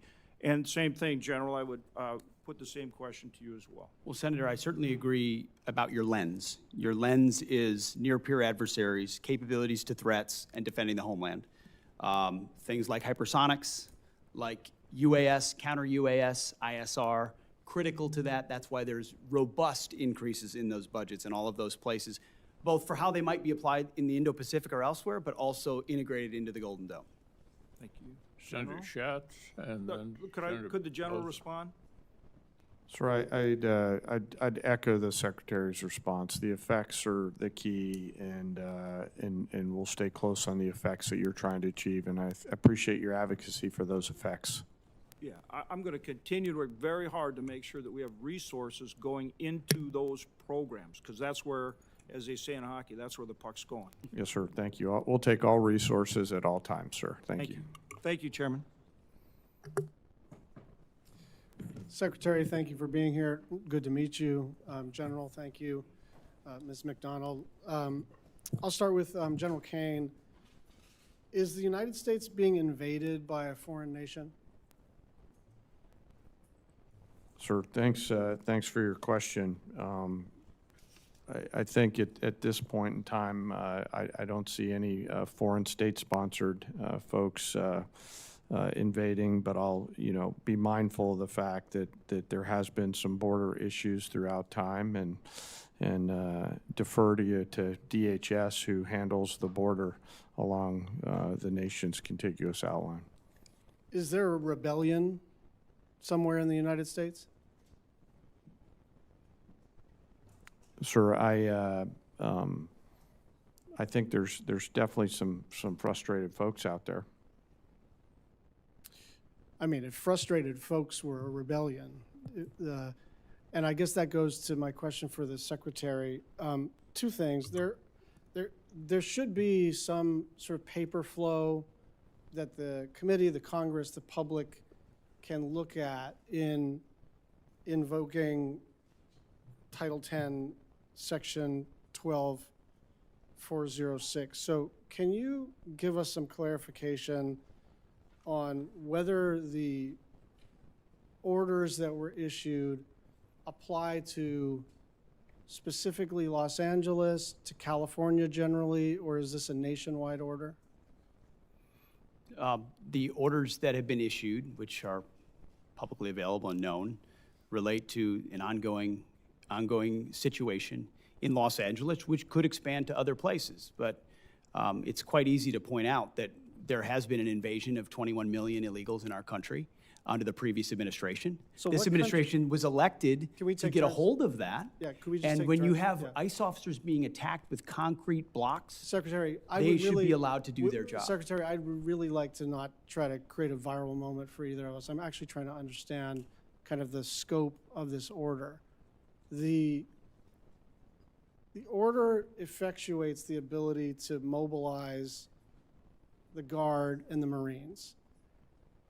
In the order, it does not specify a location. It does not specify which Marines or which Guard. And I'm trying to figure out, if you decided to do this collectively in Kansas or any other place, would you need to specify a new sort of fact pattern, or do you think this order applies to any Guard, anywhere, any service branch, anywhere? It's just I get your justification. We disagree about the circumstances. I'm just trying to figure out, did you just potentially mobilize every Guard everywhere and every service member everywhere? I mean, create the framework for that. I understand you didn't. I'm saying, what does the document do, in your opinion? Senator, if you notice, the initial order of 2,000 in California was followed by a follow-on order for the additional 2,000, with a recognition that the situation there required more resources in order to support law enforcement. So part of it is getting ahead of a problem, so that if in other places, if there are other riots in places where law enforcement officers are threatened, we would have the capability to surge National Guard there if necessary. And thankfully, in most of those states, you'd have a governor that recognizes the need for it, supports it, and mobilizes it him or herself. In California, unfortunately, the governor wants to play politics with it.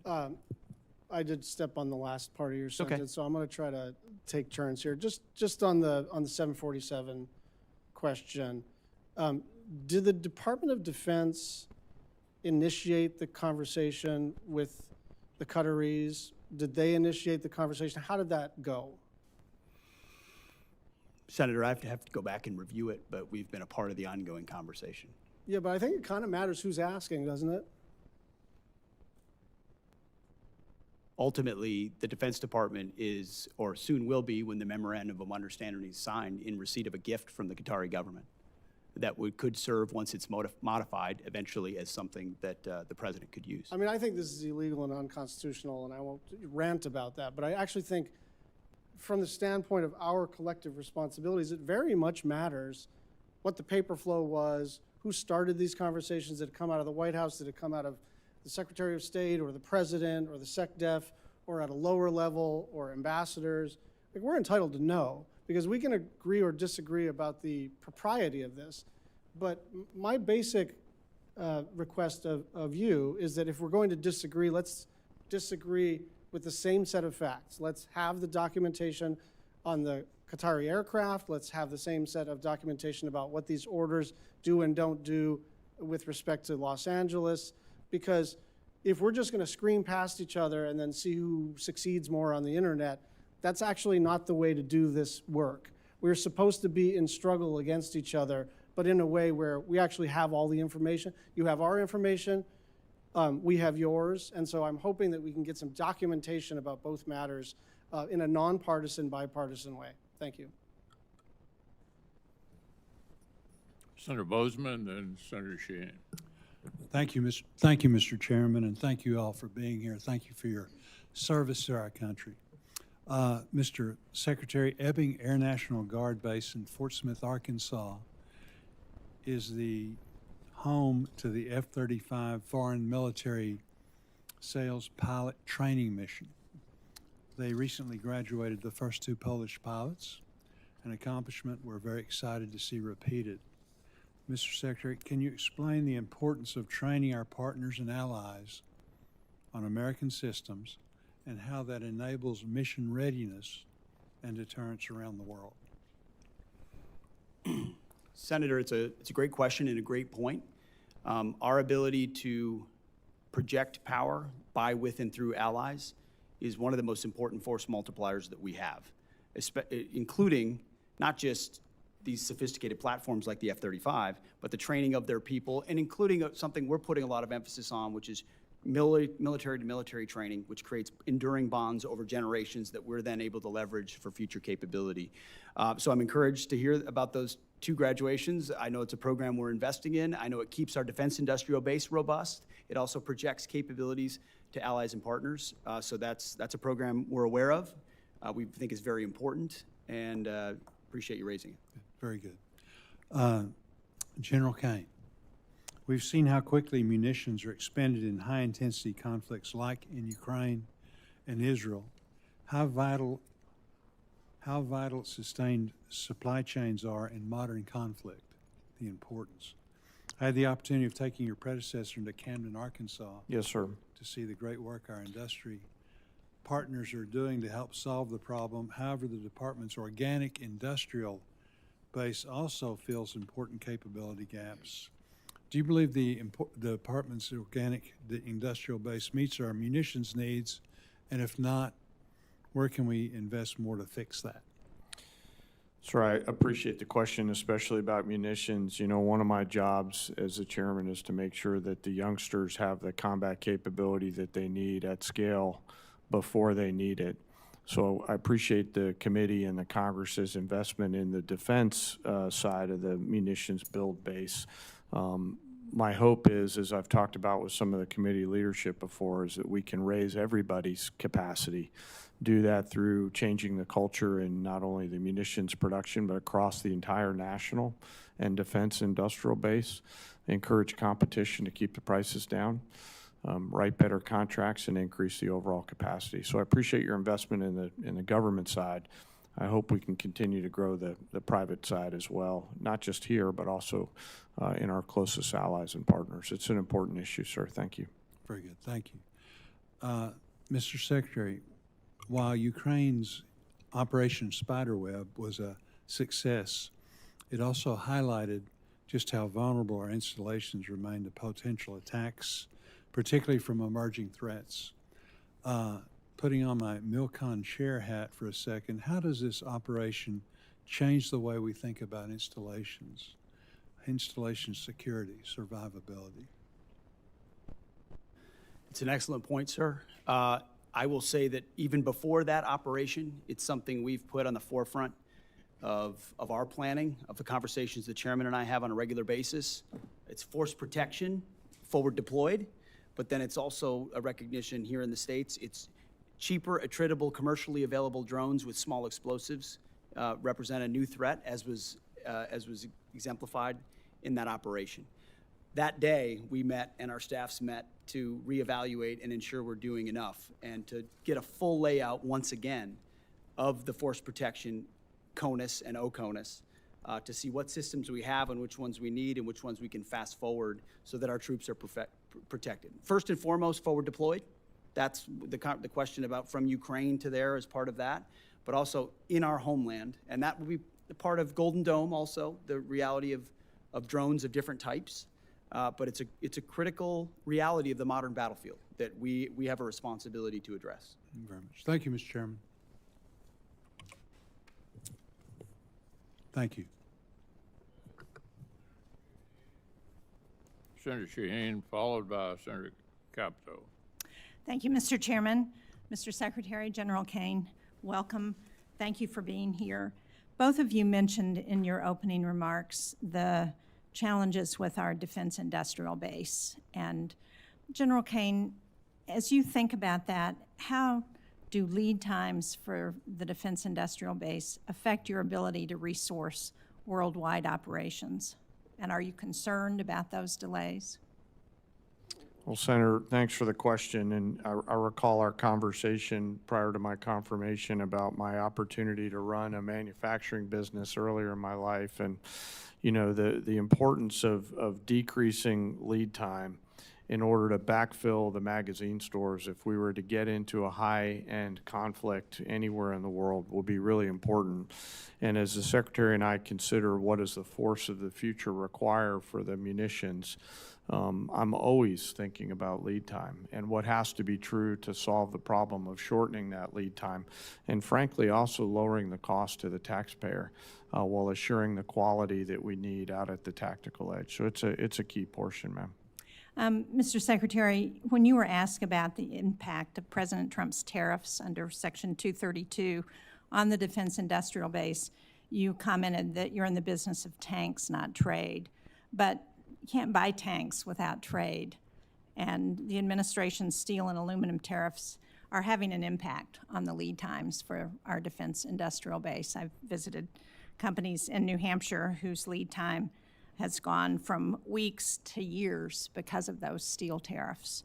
So how does the department address that? I asked this question of Secretary Ludnick at the Commerce hearing because he was talking about the benefit of those tariffs, but in the short term, I asked him if he had notified DOD about the tariffs because clearly it's going to have an impact on our defense industrial base. So did the Secretary raise that with you and with the Department of Defense? And how did you respond, and how are you addressing the impact on DOD and the defense base because of those tariffs? Secretary Lutnick and I have had multiple conversations about this, and I'm grateful that he is leading the charge on rebalancing our trade relationships. And a big part of one of the things, complicating factors we face at the Defense Department is critical systems, whether they're tanks or munitions, you name it, that are reliant on supply chains elsewhere. And rebalancing that trade relationship means you're bringing industry home, you're bringing capabilities home. I understand. Right now we have a lot of vulnerabilities in the long term on that. How the benefits accrue, but in the short term, how are you addressing that issue? Because there are short-term impacts, and how are we going to address that if we need munitions or tanks or whatever it is, and we don't have the steel and aluminum because of the tariffs? I would first say, Senator, that somebody had to stand up and say stop on this cycle of sourcing elsewhere and relying on supply chains elsewhere and allowing for unfair trade balances. And that's what President Trump and Secretary Lutnick have done. So somebody had to do that. But at the same time, yes, we are working. How are you dealing with the short term? In the short term, we're working very hard on the commercial side with allies and partners, other places where we can source the materials necessary as fast as possible, commercially available, to address any shortfalls. But we're grateful for the fact that those trade relationships are being right-sized. General Caine, earlier in the conversation, ISIS came up and the resurgence of ISIS in Syria, given the changes there, are a real concern. How important is it that you think we maintain troops on the ground to address any potential resurgence of ISIS? Ma'am, I don't recall the conversation being linked to any particular part of the world. It wasn't. Yes, it was ma'am. just about ISIS. But I'm asking you because Yes, ma'am. Syria is the most likely place for ISIS to resurge, and we know that there are cells there that are, we've seen it in the last few weeks, where they attacked. Yes, ma'am. I'd be happy to sit with you sometime in a different setting to talk about the CT threats and my views on them at the classified level. I think I'm actually somewhat hopeful around the pressure that we have against ISIS in Syria right now, given the change of government there through a unique set of circumstances that nobody could potentially. I agree. My concern is the withdrawal of U.S. troops would provide an opening to ISIS. Yes, ma'am. And of course, I'll defer. That's a policy decision. They'll defer to the Secretary. Let me just correct the record here before I close. I'm out of time, but Mr. Secretary, you pointed out that javelins were given to Ukraine during the first Trump administration, and I support that. But I would point out that he was impeached over holding up giving those javelins and equipment to Ukraine. So I think as we look at the record, we ought to try and be accurate about how we portray things. Thank you, Mr. Chairman. Senator Capito, Senator Murphy, and then Senator Kennedy. Thank you, Mr. Chairman. Thank you, Secretary Hegseth, and thank you, General, and thank all of the men and women every day that serve us and protect us. We're extremely grateful. Secretary Hegseth, you and your team are working on a national defense strategy. I'd be interested to know when you think you'll be coming forward with that. We know that the last year the Commission on the National Defense Strategy found that, quote, there's a high probability that the next war will be fought across multiple theaters and would involve multiple adversaries. How are you thinking about these interconnected threats, and how will your national defense strategy establish a new force to meet those challenges? And when do you think that report will come forward? Senator, it's the right question. It drives almost all of our decision-making, certainly on a topic related to budget. We did an interim national defense strategy almost immediately upon arriving because with a new administration, our planning guidance was from the previous administration that we think had the wrong priorities or some of the wrong priorities. And by issuing that interim national defense strategy, it allowed our building to plan around the priorities of President Trump. So that was, and that interim national defense strategy focused on defending the homeland, a recognition that that is important, our pacing threat in the Indo-Pacific, and then burden sharing for our allies and partners, making sure that they're stepping up so that we can focus where we need to. I would anticipate that our national defense strategy will include a lot of those ingredients, but more fully developed. I would expect late summer. Okay. Is if I were to put a pin on it. But that interim strategy has driven why we're investing, where we're investing, and I think driven a lot of difficult decisions. There are things in this budget that we have to address that have been deferred for a long time, that we're willing to say that may have been a fight for the last 20 years, but it's not as applicable to the long-range fight we think we may need to be a part of in the future, or it's not survivable given what we've seen in the last 3 years in Ukraine and the way the battlefield is changing. That's what I would hope the American people would expect from their department, leaning on the military expertise of our uniform class to try to get it right. Thank you. We'll look forward to that report, and that leads me to my second question. And I'm interested in listening to all the questions that this hasn't been asked, and this is a question on space superiority. I mean, in my view, I think a powerful destabilizing force would be if China were to get the superior hand in space. General Saltzman has said that he feels that we do not have what we need to fight on our terms.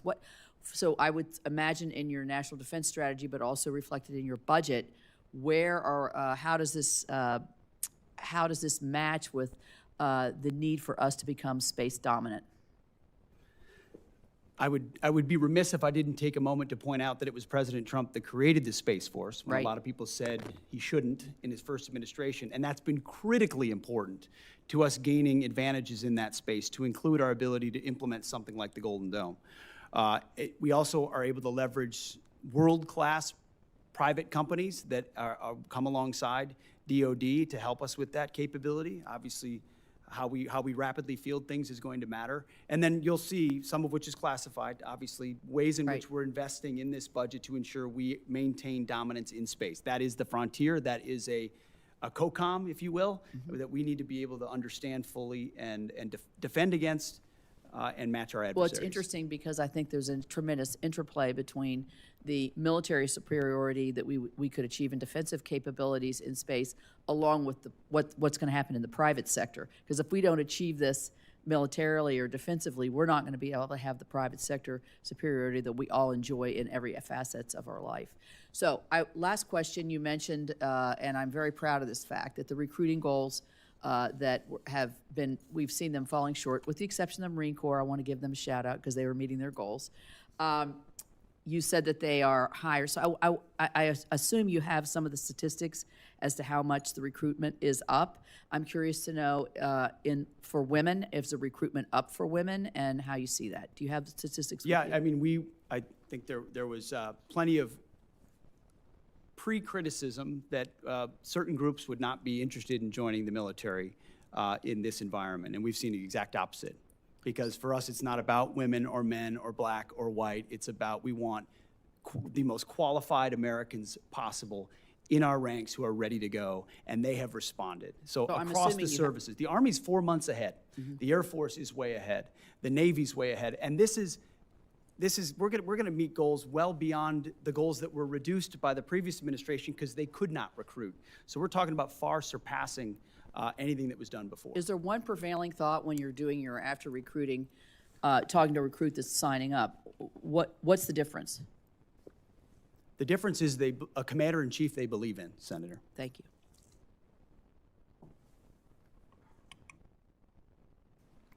Senator Murphy, you're up. Thank you very much, Mr. Chairman. Thank you, Mr. Secretary, for being here today. I wanted to build on some of the questions that Senator Schatz was asking, just to try to build a fact predicate for some of the tough spending decisions we're going to have to make here. Just to confirm, I heard you say with respect to the gift of the plane from Qatar that we do not yet have a signed MOU with the government of Qatar. Is that right? Correct. We're in the process of working through that. And did you also say we don't have a signed contract with the company that is going to do the work? Or did you say that we have a contract, you're just not willing to disclose the terms? The terms should not be disclosed of anything related to an aircraft of this type. So in 2018, when the contract was signed with Boeing to do the upgrades or the new contracts for Air Force One, the terms of that contract were disclosed. They were made public. In fact, it was the Trump administration that issued a press release giving the total as $3.9 billion. Are you saying this time around, even after you sign the contract, you're not going to make public any of the terms of the contract? I wasn't involved in that previous administration decision, but we're happy to take a look. The Air Force testified before the House that that contract would likely deliver the new Air Force Ones by the 2028 timeframe. It doesn't stand to reason that you will be able to retrofit the plane from Qatar much sooner than 2028. So I'm trying to understand what the gap is that we're trying to fill. If this contract ends up being $500 million and the gap only ends up being 6 months, that doesn't sound like a wise investment for this committee to make. Senator, I would defer to the expertise of the Air Force as far as timing of modifications and when that would happen, but there's also been delay after delay after delay on the Boeing side, so I don't know that's a firm fixed date yet, unfortunately, can be counted on. So obviously the underlying question here is what is going to happen to the plane at the end of Trump's presidency. The president said on May 12th that this plane would be transferred to his presidential library at the end of his term. Is that your understanding of what is going to happen to this plane? The president said that. That's my understanding, although I would look at what comes out in the MOU. But why would we ask the American taxpayer to spend upwards of $1 billion on a plane that would then only be used for a handful of months and then transferred directly to the president? That doesn't sound like a wise use of taxpayer dollars. A lot of the capabilities, as you know, Senator, of that particular platform are and should remain classified. So there are reasons why you might modify, even for a short period of time, an aircraft to ensure the safety and security of the President of the United States. But when do you believe that those upgrades would be made? How long would the president have it before it got transferred to his personal possession? That would be a determination of the Air Force that would take hold of it and make those modifications within whatever time window they believe gets it to the place where it need to be. Yeah, I think this is extraordinary, Mr. Chairman. We're talking about a pretty massive investment of appropriations dollars into a plane that the Secretary is saying is currently planned to be transferred personally to the President. There's a lot of other pending needs that we need to fund. This would seem to be low on the list. Mr. Secretary, one final question. Obviously, you know that there is a concern in the public about a double standard that is applied to protest, sometimes protest that turns violent. The president, when he came into office, issued pardons to the individuals that attacked the United States Capitol, including those individuals who beat savagely police officers. You have deployed the National Guard and readied Marines in a way that many people think is unnecessary given the state and the local resources. So maybe let me ask the question this way so that you can assuage people's concerns that there is a double standard. The National Guard was deployed here on January 6th, and that was a decision made by the Department of Defense. Do you support that decision? Do you believe that that was the right decision to deploy the National Guard to defend the Capitol on January 6th? All I know is it's the right decision to be deploying the National Guard in Los Angeles to defend ICE agents who deserve to be defended in the execution of their jobs. But I think it's important to know whether you think it was also important to have the National Guard defending the United States Capitol when there were violent protesters here on the president's behalf, to make sure that folks know that you care about protest, whether it's against the president or on behalf of the president. Senator, I was in the Washington, D.C. National Guard when that happened and was initially ordered to go guard the inauguration of Joe Biden.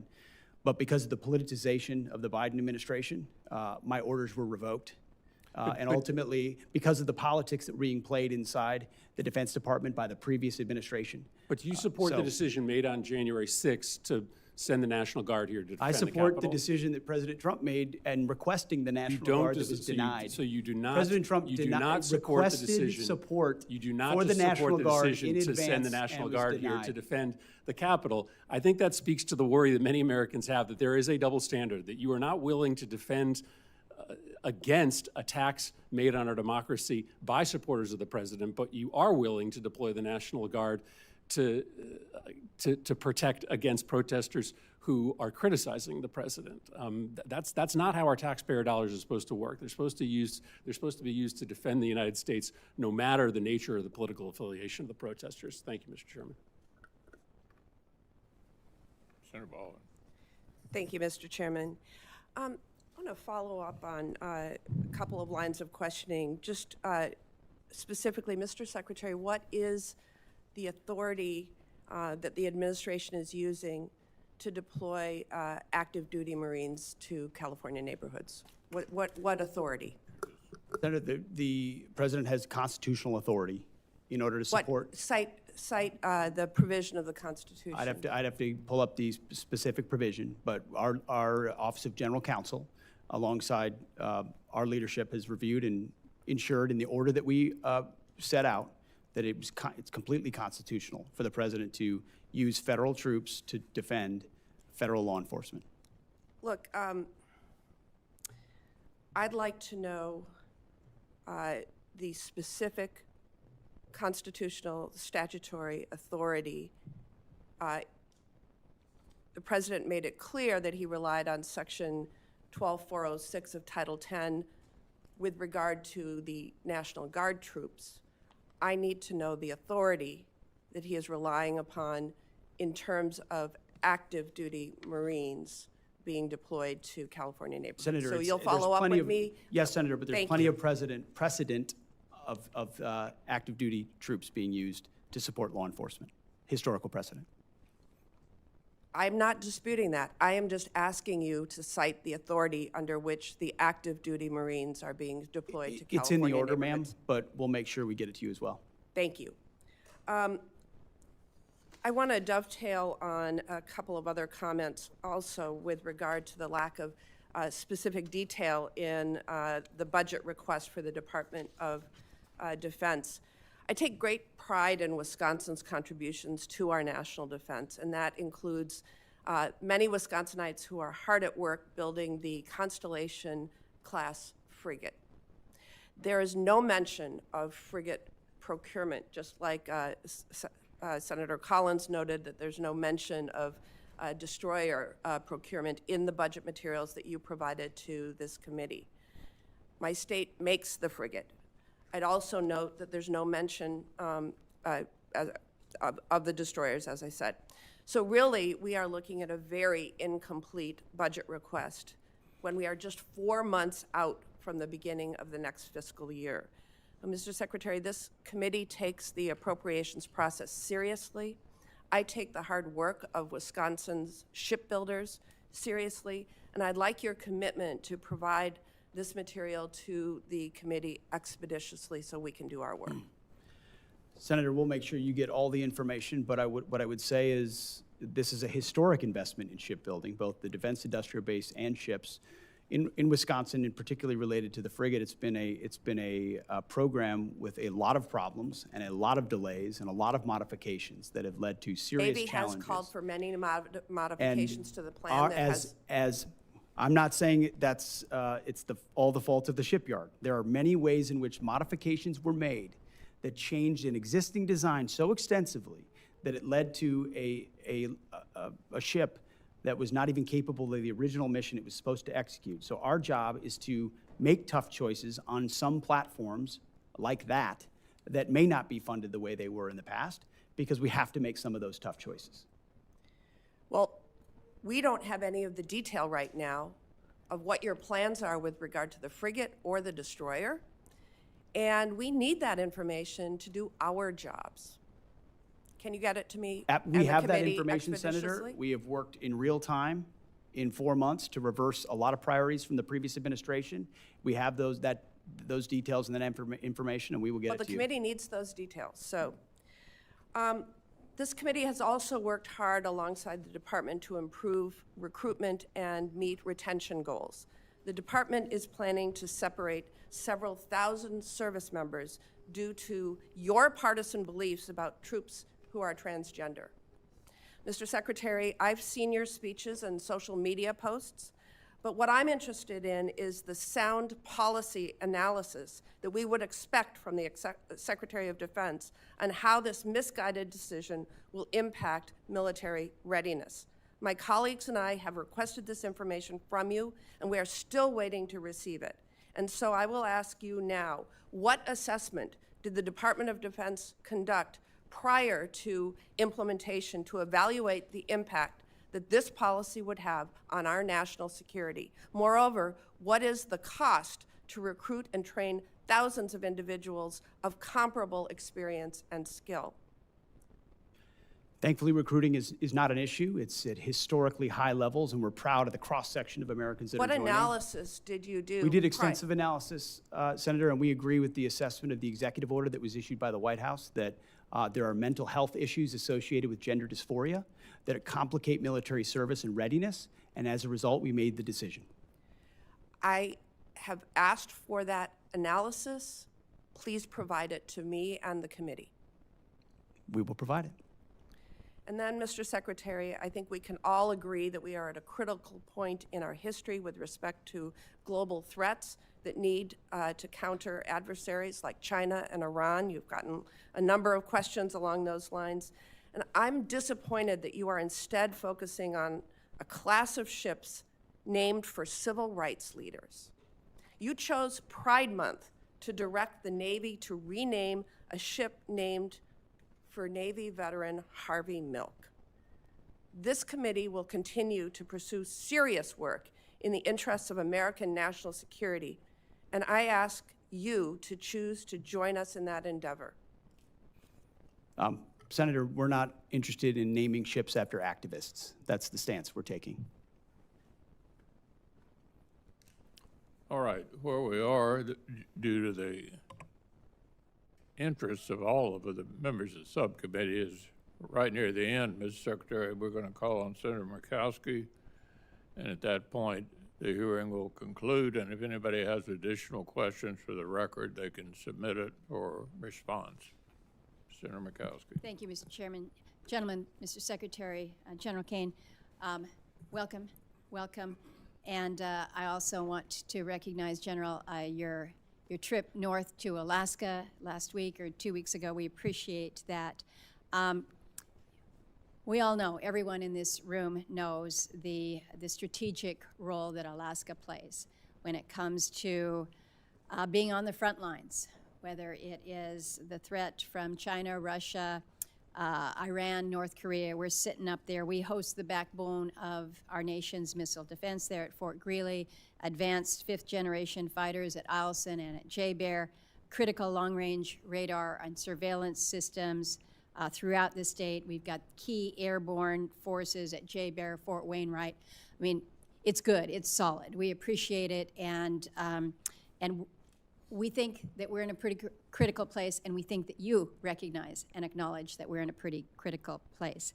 And yet the FY25 Defense Budget Overview document that was released under the last administration stated that the goal of the budget request in terms of the Arctic was to, quote, develop a monitor and respond approach. I thought that that was a pretty passive approach in a highly critical region. We don't need to go into how many icebreakers we have versus Russia. The good news is that with this reconciliation bill that we're talking about, we move to make a difference in an aggressive way that is really, really important. But I will share with you that I'm a little bit frustrated where we've got stated support for the role in the Arctic region, and I'm assuming that means the U.S. Arctic region. There's a seeming fixation on Greenland that I think sends, I don't know whether it's a troubling signal or a mixed signal, that we're looking past the significance of the U.S. Arctic and the area that is already part of the United States, and happily so. But I like to remind people, everything that the administration wants in Greenland, when it comes to strategic location, when it comes to resources and minerals, we've got it on the U.S. side. So I think any serious Arctic policy has to start with a serious investment in Alaska. We've built it. We need to do more. I would just ask both you, Mr. Secretary, and General Caine, your view of the strategic importance of Alaska and more importantly, the broader Arctic, because this is really, when we're talking about DOD posturing, to make sure that we're deterring adversaries in the region. I just came from a relatively uncomfortable exchange with the Army Corps of Engineers. We don't have a deep water Arctic port in the United States. Everybody says it's important, and the signal of importance that we got was a $3 million placeholder in the budget. To me, that doesn't signify significance. I'm going to stop talking to listen to both of you. Thank you. Thank you, ma'am. I agree with you. It's difficult to understate the strategic significance of Alaska, whether you're looking in Indo-PACOM, whether you're looking at Russia, whether you're looking at the Arctic, whether you're looking at space-based capabilities, whether you're looking at energy. You name it, it's both a defensive posture, but also a power projection posture that is a central focus of how we plan. Senator, first, thanks for letting me visit up there. I got a full range of academics from your colleague about Billy Mitchell and air power history. How many times did you hear that? Ma'am, only a few. Okay. But you know, as the Secretary said, the northern flank is critical, and it's in the right place on the globe for us to be able to do a lot of things from that power projection platform. And so as the department considers through the Secretary force rail, I know it'll be high on our radar. Well, I appreciate that, and appreciate the continued focus There's a lot of focus on the Indo-PACOM, should be, but just remember, we sit right on top of it. We're connected, we're part of that. Yes, ma'am. I'm running out of time. I have been concerned. We have E3 capability up north, of course, but we were all counting on the E7 wedge tail coming our way. We're kind of limping along up north right now, which is unfortunate. And the budget proposes terminating the program. Again, the E3 fleet barely operational now, and I understand the intent to shift towards the space-based, you call it the air-moving target indicators. But my concern is that you've got a situation where you're not going to be able to use more duct tape to hold things together until you put this system in place. And so how we maintain that level of operational readiness and coverage, I'm not sure how you make it. General Caine? Well, ma'am, thank you for the question. You know, the E3 and the E3 community have been really important to us for a long, long time. And I'll defer to the comptroller, but you know, the department has a bridging strategy through investing in some additional airborne platforms in order to gap fill while the space-based capabilities come online. Yes, sir. Thank you. Ma'am, we do have in the budget $150 million in FY26 for a joint expeditionary E2D unit with 5 dedicated E2Ds, and the budget also funds for additional E2Ds to fill the near-term gap at $1.4 billion. And can you tell me how that will that have implications for what we're seeing up north in Alaska? I would defer to the Secretary and the Chairman on that question, ma'am. The answer is yes. I would file this entire discussion under difficult choices that we have to make. But you know, the E7 in particular was sort of late, more expensive and gold-plated, and so filling the gap and then shifting to space-based ISR is a portion of how we think we can do it best, considering all the challenges. Well, I appreciate the indulgence of the chair. My time is well over. If I can get, if your teams can come back with us to just give us a little bit of a walkthrough in terms of what we can be expecting in this space, I would appreciate it. Yeah. Thank you both. We will. Thank you all. Thank you, Senator Murkowski. Members of the subcommittee will have a week to get questions in for the record, and we'd request witnesses to respond within 30 days. So the subcommittee stands in recess, subject to the call of the chair. Thank you, Mr. Secretary.